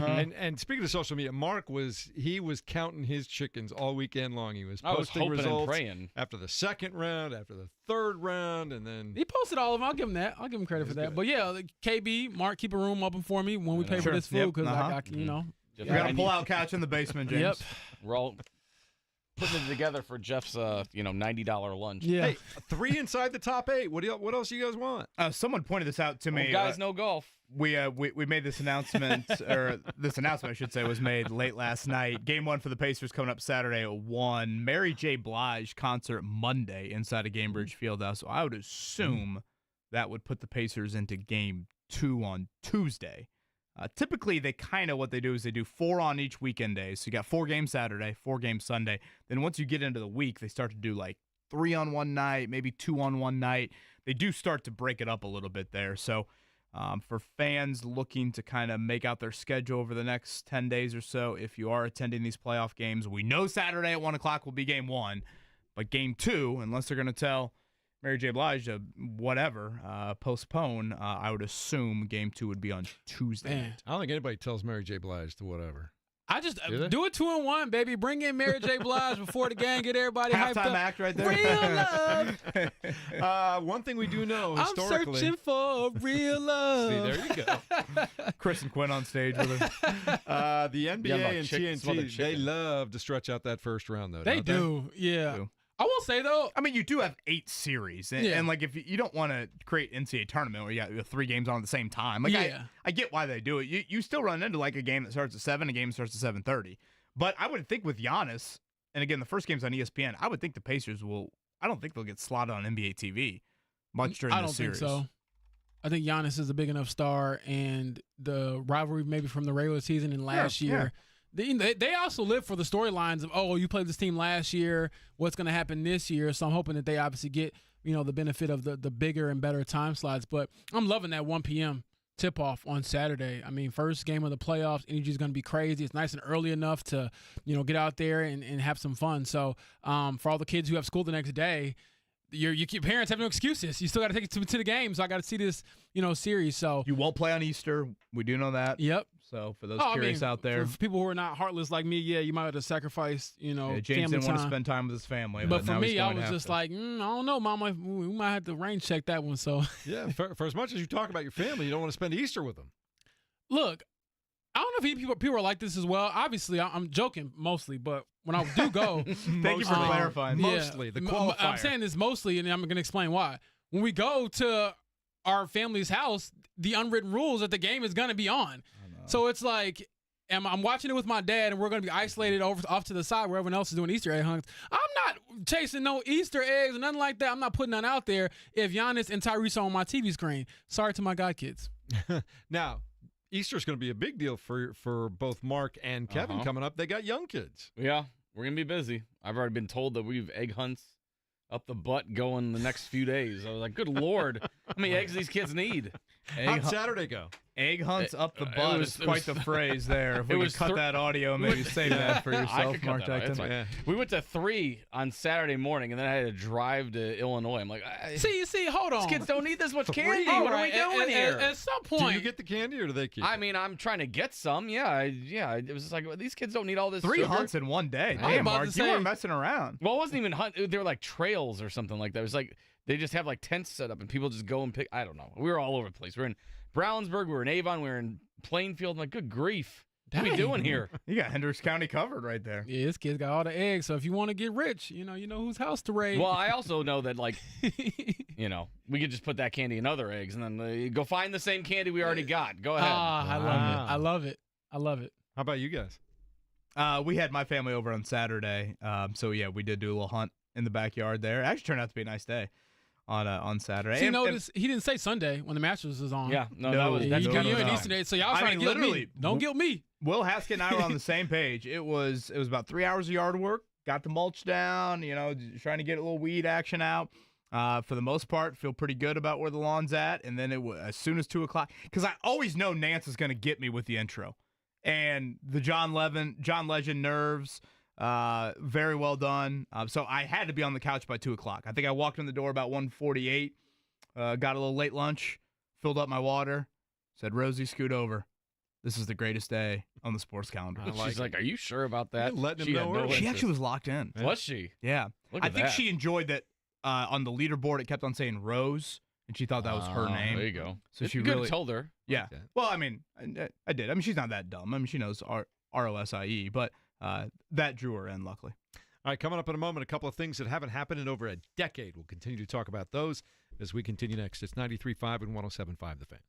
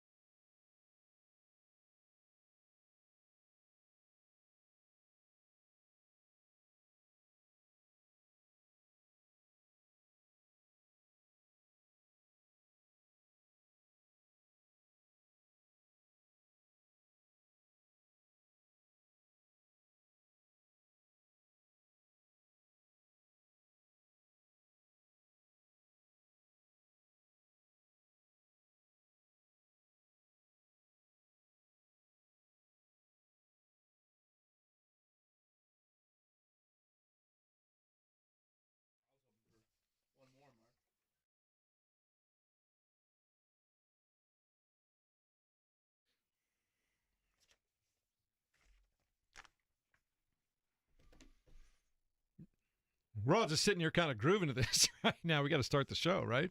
Welcome into a Monday. Kevin, you can call this a Victory Monday, right? You're taking credit for a Victory Monday today. His wallet is certainly feeling very a victory. happy. Very happy. Thank you to the Mad Ants yesterday for beating the Canton Charge. Is that the Cleveland Cavaliers? That's what it was. G League team. That was wild, that comeback. I felt bad it got right up against the Masters. I mean, literally, I'm like, am I really dual screening this right now? Watching the Masters and yelling at Johnny Furphy to get loose balls here late? Is that my life? Because he was getting loose balls late. Getting a lot of them. Man, they couldn't get a call there late, though, for a second. I was like, man, are they going to blow this game because they're getting beat at the rim and no one's calling anything? It was kind of like the refs wanted to go home, too. I'm like, is this healthy for me or not? But nonetheless, the Pacers get win number 50. That's a hell of an accomplishment. I mean, I get that the 50th win was a little odd, and none of these guys will even be dressing for the playoffs, but win 50 in a season, nothing to sneeze at, especially after you start 10 and 15. I'd like to think that Rick Carlisle gathered the boys in the locker rooms like, now we have a radio host in town that has 50 wins riding here. Yeah. We should really give it I our talk to all, him every guys. Tuesday. I cannot go back on this show Tuesday. I need him in a good mood at 8 o'clock coming up on Tuesday morning. You guys like me, like Saturday of the Masters. I always do this, and I'll do this even at the U.S. Open too. Some of the majors. I'm in my chair. I'm watching the big screen, but I'm kind of floating in and out of consciousness and going to sleep and waking up and taking another nap and waking up for like the back nine of Saturdays. Do you find yourself doing that, Kevin, or are you just all into it? No nap. I don't think my house would allow for me to be napping. You got small kids, yeah. On the couch. I thought it was great theater, even on Saturday. I thought, Will Haskett we had on the 8 o'clock hour, I thought made a great point. When Bryson finished, I think he birdied 3 of his last 4 on Saturday. That set up the Ollie Frazier discussion Saturday night. Like that I mean, we kind of forget about it now here on Monday morning, but guys, I mean, this was supposed to be Rory Bryson. This was the big bad PGA Live. And the first 2 holes, Bryson said it after the round yesterday. Rory didn't say one word to him during that entire round. I mean, that was supposed to be what we were getting. And yeah, Jeff, when, Rory self-erases the 2-stroke lead he had on hole 1, hole 2 looked very shaky for a while. Now Bryson takes the lead. Now it started to change on 3. I thought that was... It won't be on the highlight reel from Rory's final round, but that little chip shot he hit on 3 to make birdie there, that was a huge, I think, just, all right, now you're in the arena. Like, you weren't really in it those first couple holes. Now you're in it. I thought that was a big shot. But, man, watching Rory do what he did and watching Bryson just absolutely collapse, I was so freaking happy. And it's true what they say, and it lives up to it every year. This golf tournament truly gets to the pointy end of the stick on the back nine on Sunday. There's just so many, there's always little, unless it's a situation where Tiger's running away from the field. We've seen that a couple of times over the years. But just the topsy-turvy nature of that tournament, JB, on the back nine, I mean, you saw it yesterday, but it's like that more often than not. Yeah, it actually got Scotty because he was kind of climbing a little bit. Then he kind of plateaued. He had some holes I'm sure he wished he had back. But as I'm watching the Masters, I had this thought, KB. I started to text you. I was like, I'll just save it for on air. Do you think whoever invented bunkers will see heaven? Because I'm like, man, like people watching on TV will vote for that. Yeah, I'm like, who came up with this? Yeah. Like, it is painful. Especially those bunkers, because guys like Rory go in there, you can't see them. Yeah, I'm like, man. Yeah, I mean, to your point, Jeff, that back nine, Rory's final 11 holes, 5 birdies, 3 bogeys, 2 pars, and a double. I mean, just the roller coaster nature to all of it. And yeah, I mean, this is, not to get overly sappy, but I mean, yesterday was a this is why I love sports moment. And it was just a reminder of the unscripted drama, the theater of it all. You see the emotion from Rory after that putt goes in the playoff. I think that kind of spoke for itself. I love that CBS laid out then Jim Nantz, had his call and then basically no words spoken for the next, 3 or 4 minutes as Rory's emotion certainly painted all of that picture. And let's be honest, guys, watching that on Sunday, that was a little bit like watching a car crash. I mean, it's like, I don't want to watch, but I have to watch. And there was a little bit with Rory for me, like after he doubled 1, as he's walking to 2, and then he drives in the bunker on 2, I thought to myself, if you're going to not get it done today, just fall apart like none other. Do not tease me. Don't be the girl that's texting you a little bit in college when you know full well this thing isn't going to be working out. Do not do this to me, Rory McIlroy. And sure enough, he toyed with emotions, and then he misses the 5-footer for the win on 18, and I thought to myself, oh my gosh, this is going to be one of the greatest heartbreaks we have seen in sports history. Oh, yes. History. And then for him to once again rebound with the drive, the wedge, and the putt on the playoff hole, it's a Masters that we will never forget. Such a popular guy, too. Did you see on social media the amount of big-time athletes, actors, people in the spotlight that were just shouting out Rory? I don't know if you had a chance to see that, but yeah, well, I think James brought this up earlier. Everybody. I mean, James, you don't know golf super well, but you've come to realize, like, Rory McIlroy is a super introspective athlete. Yes. And, I think people have honestly seen him a little bit more publicly lately for how much he's had to carry the PGA Tour flag and this live PGA Tour stuff. He's been very vocal about that. But even with his own game and what Augusta National means to him, and, I mean, he said it yesterday after the round. He's like, I was so nervous on that first tee yesterday. And he said the double bogey almost like woke him up, just almost like calmed him down of like, all right, can't get any worse than this. But I think that element to athletes, and James, you do a very good job of this, I think, in trying to kind of see if these athletes want to open up, because some of them don't, which is fine. Right. I mean, I'm not a very outwardly person with my emotions, but some of them do want to do that. Tyrese Halliburton, James brought up a little bit earlier, he wants to do that. And I think when you provide that, you do let us in a little bit. And what does that mean? That means we probably live and die with you a little bit in these arenas, in these settings. And I don't think I'm the only one that lived and died with Rory a whole lot yesterday. Oh, it's so humanizing. I think about that often with the super high-level athletes because especially in the individual sports, yes, when like they are in the arena and they can't be taken out. Like Tyrese can pass the ball. Yeah. And now all of a sudden somebody else has a little bit more. Like when you're in these individual sports, though, especially golf, where there's these time in between shots, you can't escape it. Yeah, you're literally the man in the arena. You are the theater. And what's crazy about Rory is that, and it's often the case with many high-level athletes, it's like you're almost like a victim of your own success. We wouldn't expect you to win the major if you hadn't done it before. We wouldn't expect you to, get the Grand Slam if you hadn't put yourself in position to do it so early in your golf career. So it's almost like, man, like we're talking about what this guy hasn't accomplished, what he can't do, but he's also one of the 10 best golfers, probably ever, or at least of this era. So I'm like, man, like this is really high pressure stuff, Jeff. Like the standard that he's put forth for himself is the reason why he's almost being, victimized by the success. So I think it's an interesting dichotomy there, and one that he's been open about that makes it so endearing.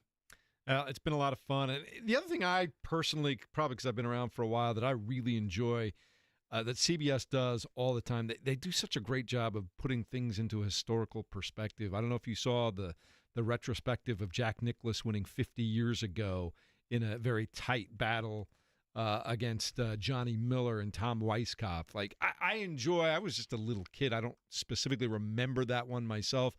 I remember more 1986 with Jack winning there. But I like those trips down memory lane. I like seeing all the things that are bricks in the wall that help make that tournament what it is today. I think they do a fantastic job of putting that stuff into perspective.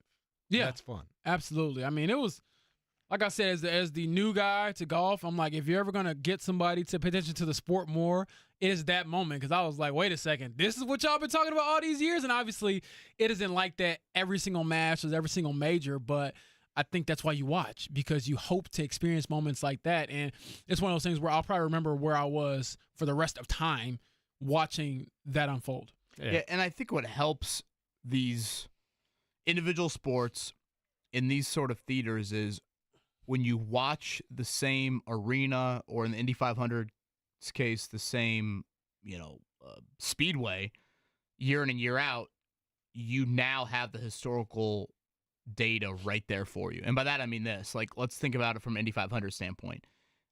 Last year, we saw the epic pass in turn 3. So now every time you think back to, or you look at turn 3, that might pop into your head. For those in turn 4, they might say, boom, Hildebrand crashes in the wall in 2011. Or they might, look at it and think or somebody runs out of gas. That was the start line, of, Hornish, passing Marco in 2006. Or, some people might go the opposite end of the track for John Cock and Mears in 1982. Like, you have those moments that you kind of look out there and say, remember that? Well, Augusta National's like that. 13 yesterday when Rory hits that ball in the water. I mean, the day before 2 days before, he had hit a shot out of the pine straw to 10 feet and made eagle. And Mickelson did that when he won the Masters. You saw Rory hit the shot on 15 yesterday and start walking after it.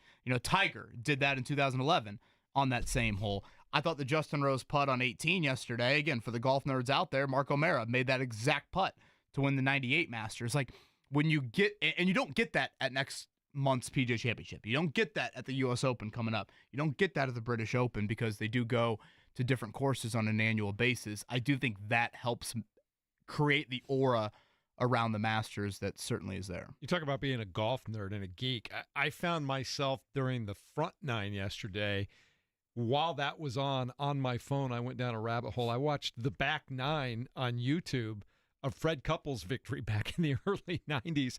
And it's great because you can just fast forward through the walking up the thing. So you could watch that incredible legacy shot on 12 where the ball does not go into the water and just hangs there a foot above the water, and he makes a great chip and saves par when it could have been a disaster. I don't know what it is about some of these things, but I like going back and revisiting some of the history. I'll never forget my high school golf coach. Shout out to the great Bill Mattingly. He had his sons. He had 4 boys. He had his sons watch the back nine of the 1986 Masters every year once the Masters got going. And, again, for those that don't realize what that Masters was, that was Nicklaus winning at the age of 46. And a huge historic comeback, and the Vern Lundquist call of "yes, sir." I mean, that's kind of an iconic Masters moment. And I said to Will Haskin, we had him on at 8 o'clock. I was born in '89, so I didn't see that. To me, yesterday was the most entertaining Sunday of my lifetime because of two elements to it. One, Rory did something that he waited 11 years to do. I mean, Tiger Woods completed his Grand Slam in the first major he was eligible to do it. It took Rory 11 tries to do it. So that's one. But then 2, it was the roller coaster. It was just the jarring moments of, oh my gosh, that is the shot of a lifetime. I mean, how about the 2 shots on the front nine he hit with those small gaps in between the trees? He's cackling after the 1 on 7 to his caddy, like, can you believe I just did that? Can you believe I got the ball through that window of the tree? And then the other shots that look like us 4 out there, whether it's the missed putts or it's the wedge in the water on 13, that type of just extreme high and low, you can't script that. That's different than Tiger. I mean, Tiger in 2019, when he won the Masters, it was a rather boring final round. It was a cool scene on 18, him hugging his son and his daughter and all of that, but it really didn't have the volatility and the roller coaster that Rory provided us yesterday. It's funny because you bring up a moment, Vern Lundquist there. Yes, sir. I thought Jim Nantz did a fantastic job and hit the mark yesterday when he set up that putt on the playoff hole, and then Rory delivered, and he has a great line on that as well about the journey and all that stuff. But still my top 3 favorite, some of my favorite 3 lines in all of sports, and there are probably half a dozen that I like to go to, but the Masters, it's always there, whether it's Vern's yes, sir, or my favorite, when Tiger's chip goes in on 16 and Vern says, in your life, right? That was a great one. Sure.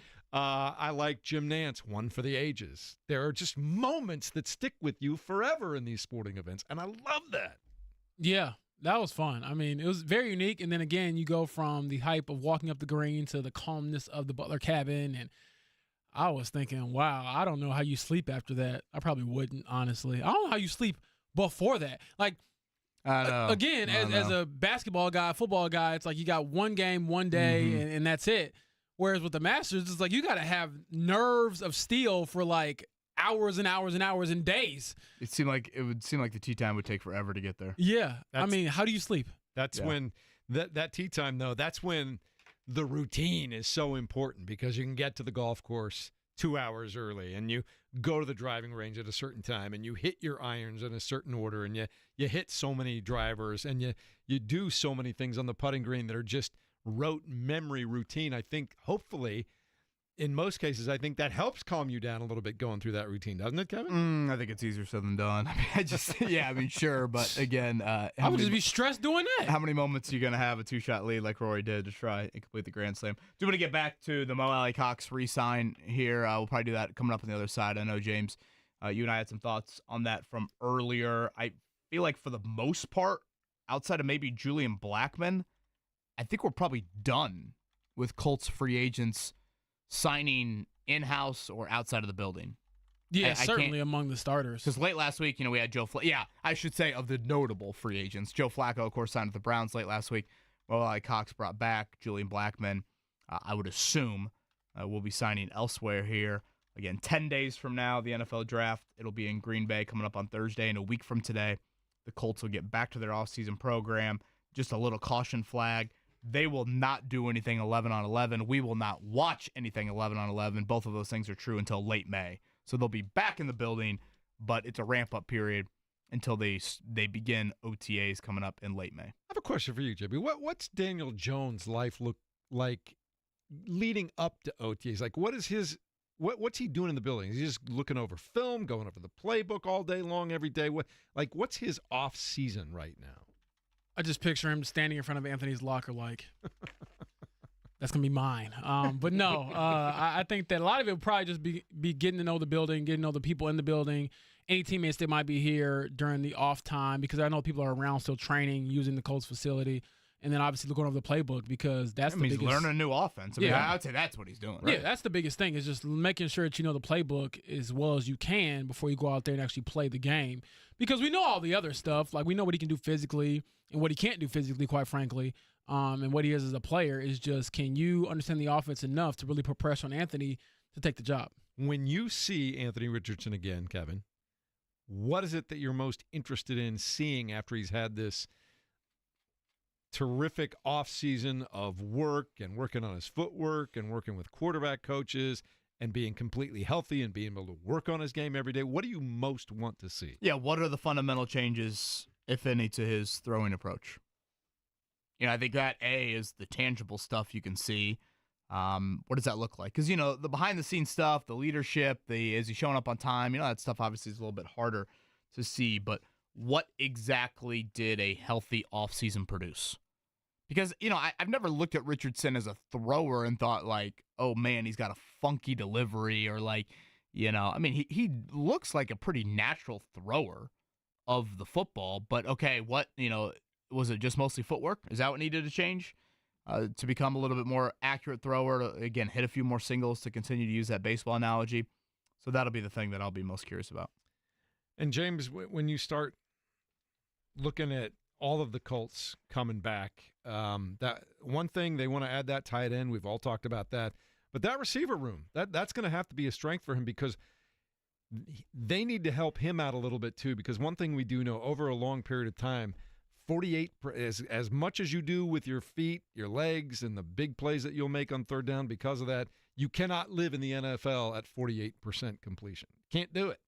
Not at all. I believe last year the 47.7 was a franchise low, league low, and, yeah, you can't win like that at all. I thought that there were times where the receivers could have helped him out last year, but the bottom line is everyone deals with drops. Everyone deals with, the wrong route being ran or whatever, and their position isn't 47.7%. So I think it ultimately falls on Anthony to put it on them. Like, there's been times where these guys have been open and the ball hasn't been near them because the pass has been so erratic or so, out of frame. So I'm curious to see how it responds, but I definitely think that this wide receiver room is one of the positions of strength on this roster. You have guys that can make plays. I know Michael Pittman Jr. didn't look like himself last year due to the fractured back, but assuming he's healthy, he's a guy who's produced throughout his career, no matter who the quarterback is. I think Josh Downs is the budding star. I think Alec Pierce really showed what he's capable of last year and had a breakout season as well. And if A.D. Mitchell just can do, anything offensively, I would say will be a plus because of the ups and downs that he had last year. It was a roller coaster for him. Didn't come on as strong as maybe people hoped. But that wide receiver room, I think, is fine. That's actually one of the areas that we haven't talked about as much because they don't need, as much attention, in my opinion. It's just the quarterback getting the ball to them. More on the re-sign of Mo Alley Cox coming up here in a few. Mark Dykton, let's go ahead and check it out.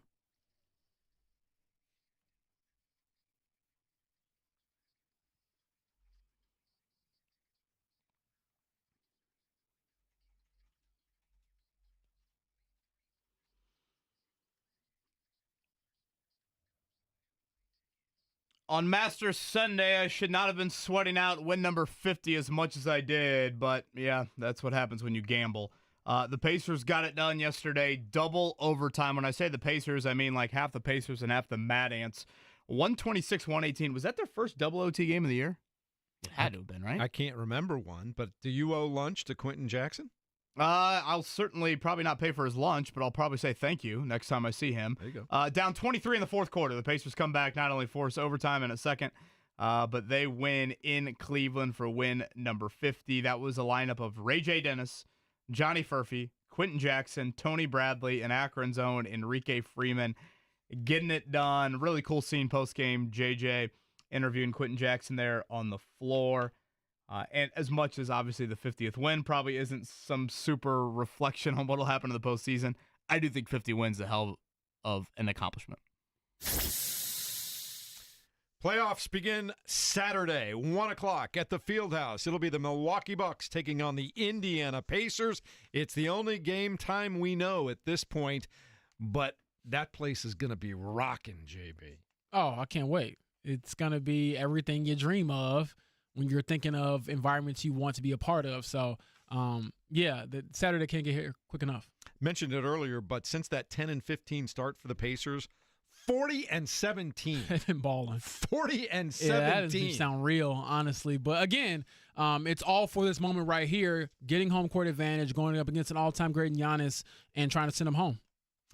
Some Colts news that we learned of just after the show on Friday, and everybody else has had time to digest it. But let me ask you guys quickly again, the re-signing of Mo Alley Cox means what, Kevin? Well, I think we'll probably expand on it a little bit more on the other side, but I didn't have too much of an issue with it, but it needs to come with some certain parameters. Like the Colts can't just say, hey, Mo Alley Cox, you're back, and you're our number one tight end. No, that would be a mistake. So I'll hit on that more on the other side. Major League Baseball yesterday. The Reds shut out the Pirates by a score of 4-0 to complete a 3-game sweep. Hunter Green. Oh, good That's for you. right. 7 innings of 2-hit shutout baseball, 1 walk. That dirty look from 8 Mark. strikeouts. And some other team beat the Dodgers 4-2 yesterday. And he shot KB. It looked like he'll come across this dashboard right here. Sound? There's your sound for sweeping the Pirates. So pathetic. There's going to be some furniture moving up in here. Unbelievable. Do the Cubs host an Easter egg hunt or what?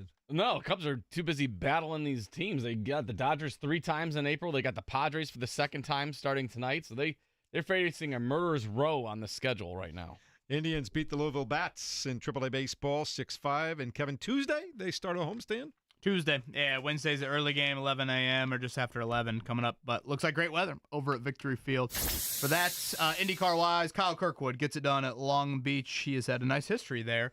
Not often, you say, through 3 races, you don't find any Penske drivers, you don't find Scott Dixon, you don't find Pato O'Ward, but that's the case here.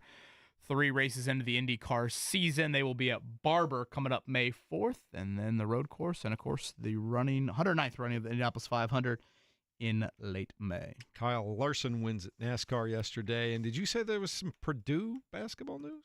I kind of very offhand. Kenny Catchings, former Purdue commit, the Brownsburg product, the nephew of Tamika Catchings.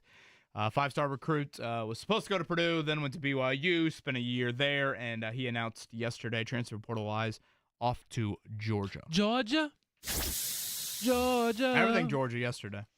All right, that's all I got, Mark Dykton. You got anything else you want to throw in? No. Right. WNBA draft tonight, 7:30. Well, I went to Long's Donuts for the first time, so that was a great. I want to hear about that a little bit later on. All it was right? great. I want to get your review. I know what I think about it, which is all 5-star, but we'll check that out in a few minutes as well as we continue. 93.5, 107.5 The Fan.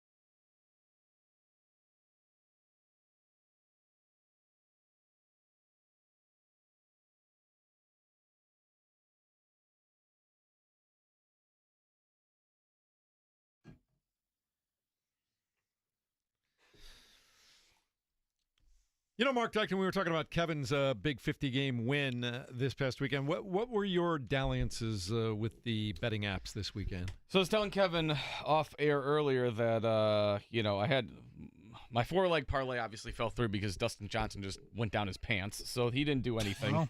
He eliminated You can go himself a lot of ways with that, but Yeah. What were the odds on we'll DJ? let the great one's daughter slide on that. What were the odds on DJ? Well, it was more of it was just him to make the top 40, which he didn't do. He didn't even come close. He missed the cut, so he was out pretty quickly. But then they had some boosts over the weekend where it's like every round you can get like a 20 or 30% boost on golfers. So I threw a couple. One was on Shane Lowry, who's climbing the ranks before he messed himself on Sunday. But then the other one, which was if Rory didn't pull it out, I was like, okay, I would have pulled for Rory, but if it didn't work out, I was able to boost Justin Rose, who at the time was near the leaderboard, but obviously people weren't believing that he was going to actually win. He had like the 8th best odds to win heading into Sunday. So he was at plus 850. So I used my 25% boost, got it to plus 1070 for Justin Rose to win. So it's like, hey, that's a value play in my book. So if that would have worked out, I would have been like Kevin Bonin strutting like a peacock this morning walking in. So Mark was preying on Roy's downfall. Very smart, That's what Mark. he was saying. You could have gone a lot of ways. Ludwig Aubert, I think, was one that a lot of people thought could make a potential run there. He was lurking a bit. Rose's odds were shockingly worse than his. So like they were a longer shot than Aubert's was. So I was like, okay. Yeah, Shane had a tough day yesterday. Yeah, brutal. Tell me about it. 79. Yeah, I think one thing, too, because I want to give this Mo Alley Cox thing, but just one more on the Masters front. The fine line between choke and shot of your life, I don't know if there's another sport that has it as prevalent as golf. No, because when you look at Rory's back nine yesterday, he's inches away from the ball going in the water on 11. Birdie's 10, one of the harder holes out there, a hole that he hasn't had good history on. 13, he choked. Call it whatever you want. It was a horrific golf shot in the result. He bogeys 14, a hole that I don't think is, it's not the most difficult hole. 15, he hits, I believe Nance's exact call was the shot of a lifetime, just the rope hook around the trees. 16, one of the best iron shots into that hole all day. 17, he makes the birdie to take the one-shot lead to 18. And then 18, he misses a 4.5-footer for the win. Just those sort of the fine line between choke and lifetime great shot. I think it makes golf really, really unique. Well, look at Rory's even just 4 rounds where he's dead. Now he's back. Right. He's dead. Right. He's back. It's just wild swings in just 4 rounds of golf where it's just like, my God, this was just one guy. Mm-hmm. I'm thinking if you win this, we ain't going to be alive to see it. Well, I was nervous. Are we going to go to Monday? We probably could have gone 3 or 4 playoff holes, but there was a part of me there. I was like, oh, boy, is this going to have to get pushed until Monday? But certainly another shot of a lifetime Rory hit in that playoff to suck it back to about 3.5 feet. One final thing, and we've talked about it so much today because the TV and the drama and the backstory and everything else was just so tremendous all day long. But, Kevin, I've been to so many different golf tournaments. I've never been to the Masters, but all the guys that I've ever talked to that played it tell me the thing about the Masters, you look at it and visually when you get there, they say that you've been there, like the hills, like there's no flat anywhere, right? But you see these wide sweeping fairways, and you're like, oh, okay, this is going to be great. But if you don't hit the golf ball exactly where you need to hit it on that golf course, you're in trouble.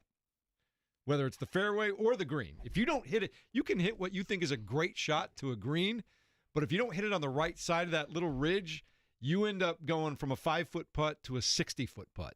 It's crazy. Yeah, I think that's what makes Augusta National so special. Caitlin Clark, I saw she was there, and that was the first thing she mentioned was just the elevation that she was struck by showing up there in person. James, what do you think? Mo Alley Cox, the longest tenured Colts skill player, coming back for another season with the team.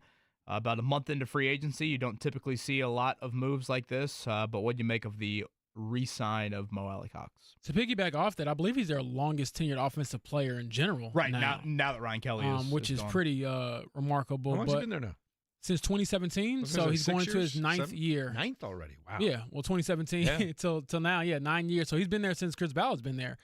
And I'm fine with it. It's 1 year, $2.2 million, according to Aaron Wilson, who covers the NFL. And it's a cheap deal. He's not making as much money as he did.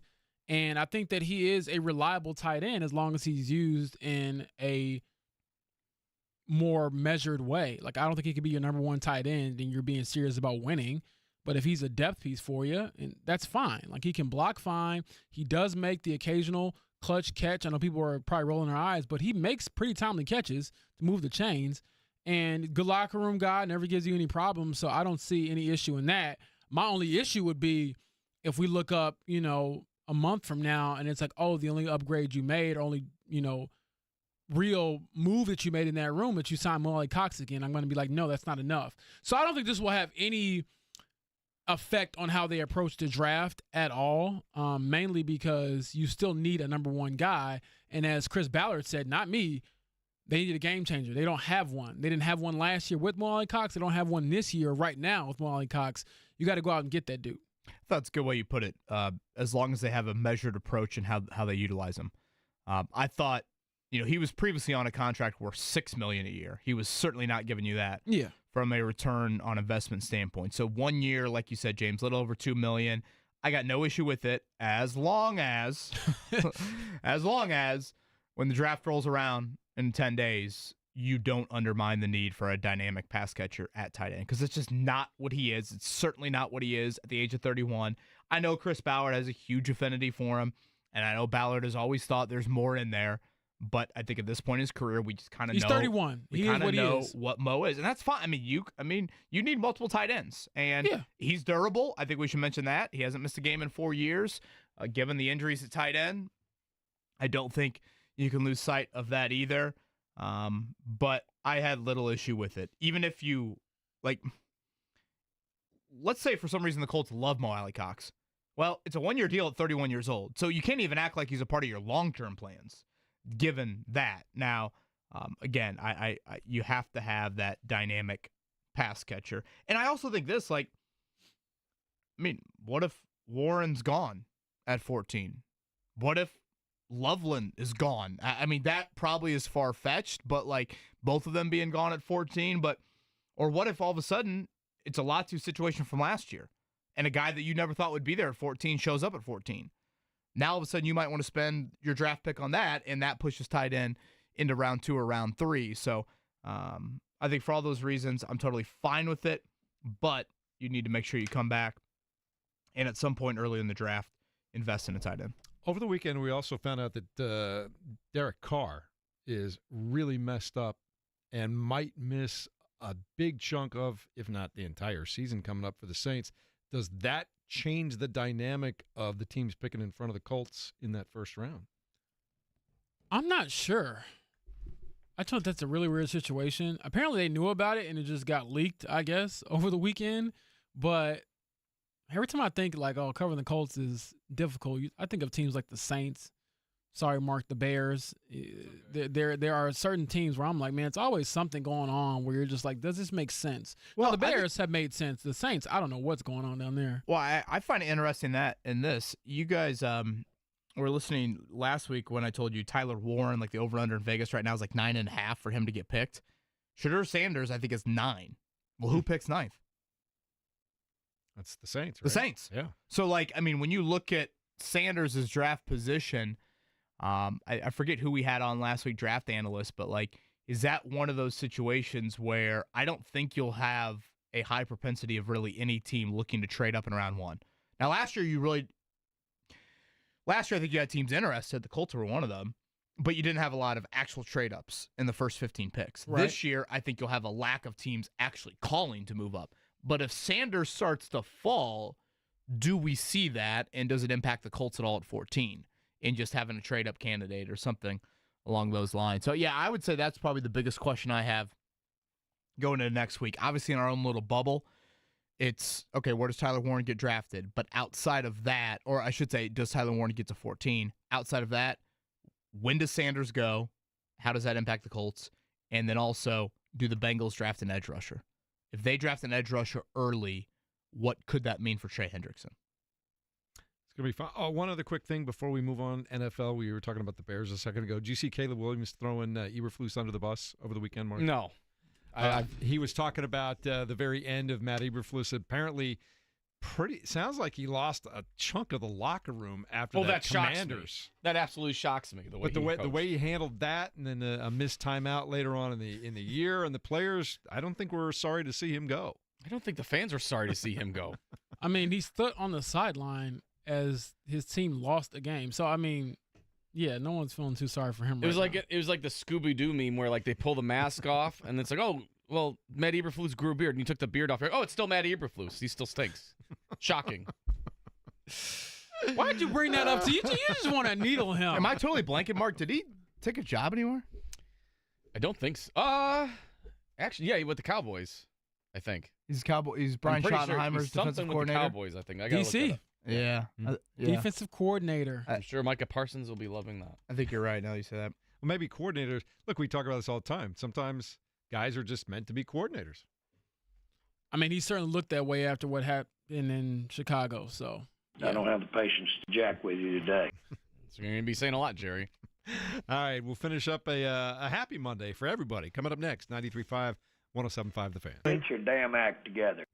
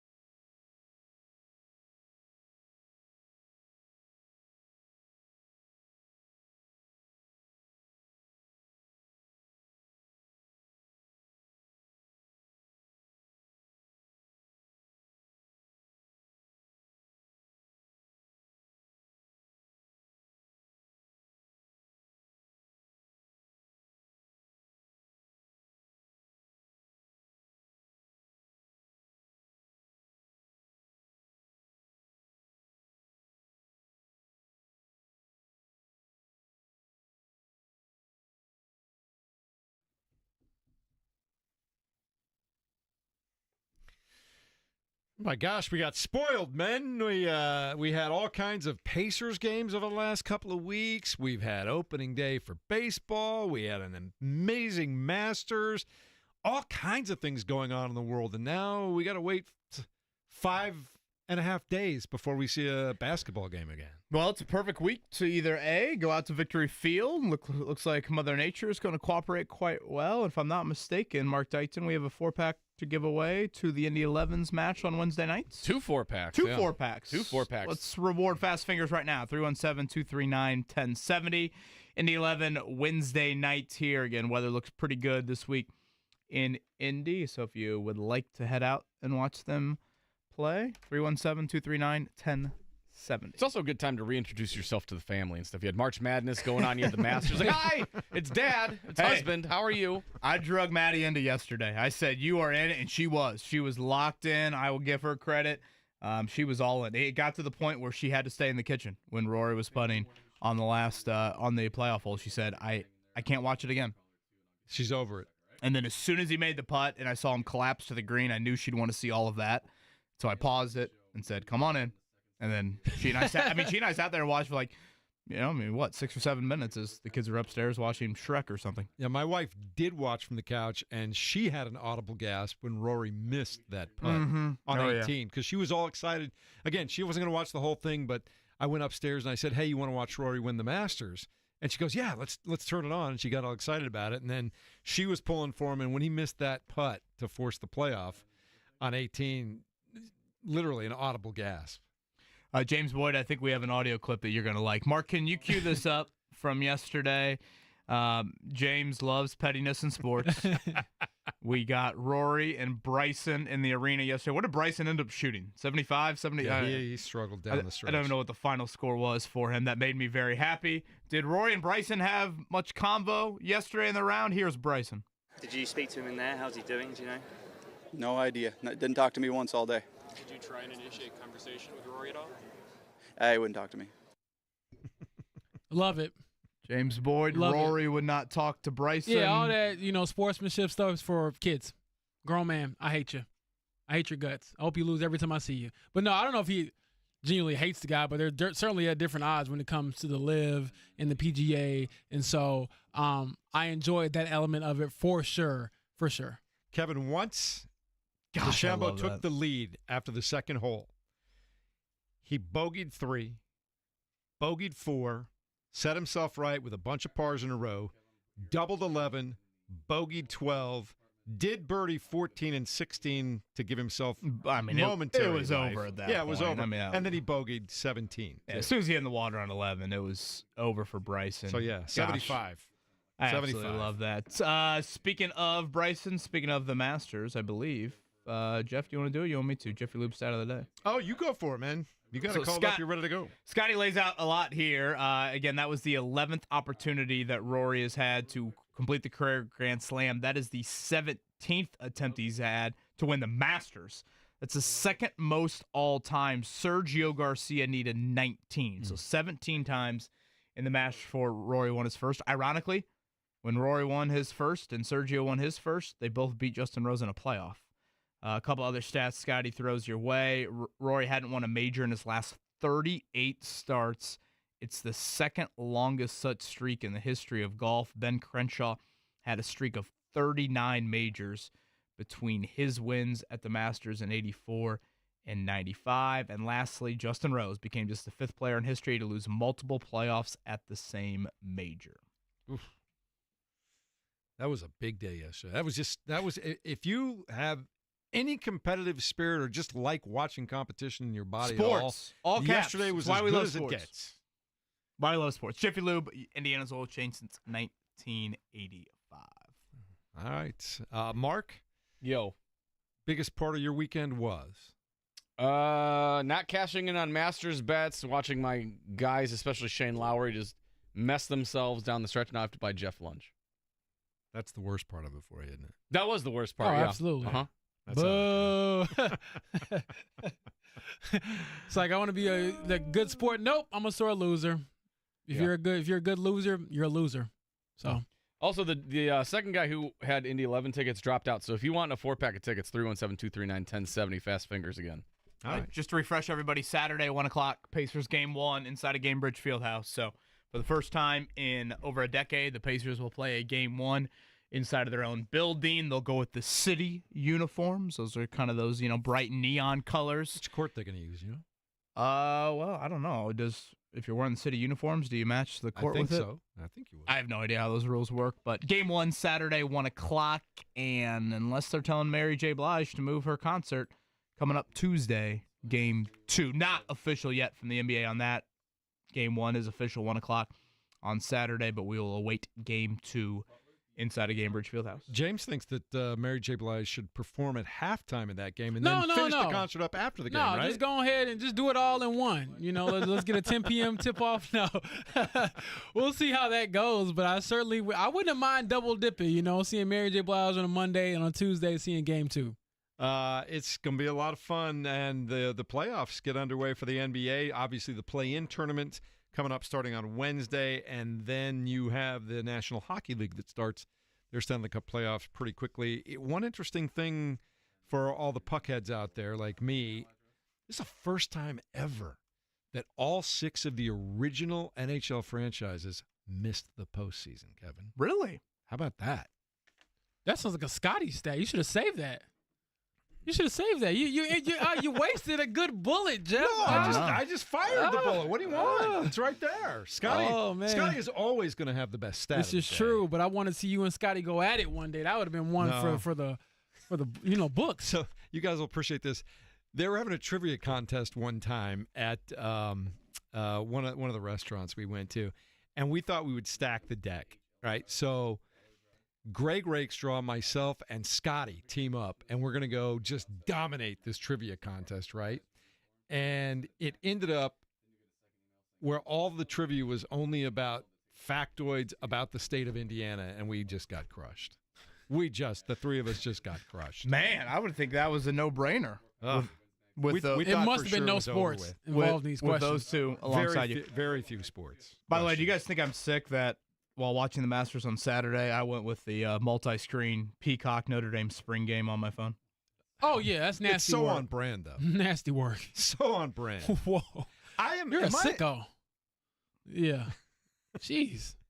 I am about as nasty as you asking me if I was cheering for IU or Notre Dame in a football game. That was nasty work, Jeff. Were you born yesterday? But where did you go to school? Oh, man. Here you go. Where did you go to school? Hey, and when did I cut start the going cameras. to school at IU? Cut the cameras. We about to start seeing the furniture moving up in here. You know there's a rib needle more than anything, right? I thought it was a very serious question you were sounded you were serious. Apparently he Kevin's takes ready to that bow very up. seriously. Yeah. Is there any instance Mark, where you remember how bundled I was on that Friday morning? Now, I want to point out that James Boyd, is so dedicated to his school that for one of his picks in our little golf contest, he took the only Illinois golfer he could find. Yeah, that was dumb. I'll never do that again. I mean, and did you see the word eliminated next to James's name? Keep in mind, I didn't even know you could get eliminated from the Masters before you get to the actual final round. So, yeah, I definitely learned that lesson. But, yeah, going forward, no loyalty over here at all. That was the dumbest decision ever. Thomas Dietrich, we need to talk. No, I'm joking. So is there any instance where you will root against Illinois in a sporting contest? I mean, not really, but I'm not like a diehard Illinois fan. People always rag on me about that. It's like, oh, your team never won a national championship. I could not care less. I went to Illinois because I was born there. Had I been born here, I probably would have went to IU or Purdue. There is no other rivalry also in Illinois. There isn't no Illinois Northwestern rivalry. So, I mean, I don't know of any instances where I would cheer against them, but I certainly don't watch them more than I watch IU now that I live here. So it is what it is. I will tell you this, though. One of the greatest sporting events I ever attended, I was sitting next to Mike DeCourcy, was that great NCAA tournament game at the Horizon between Illinois and Arizona.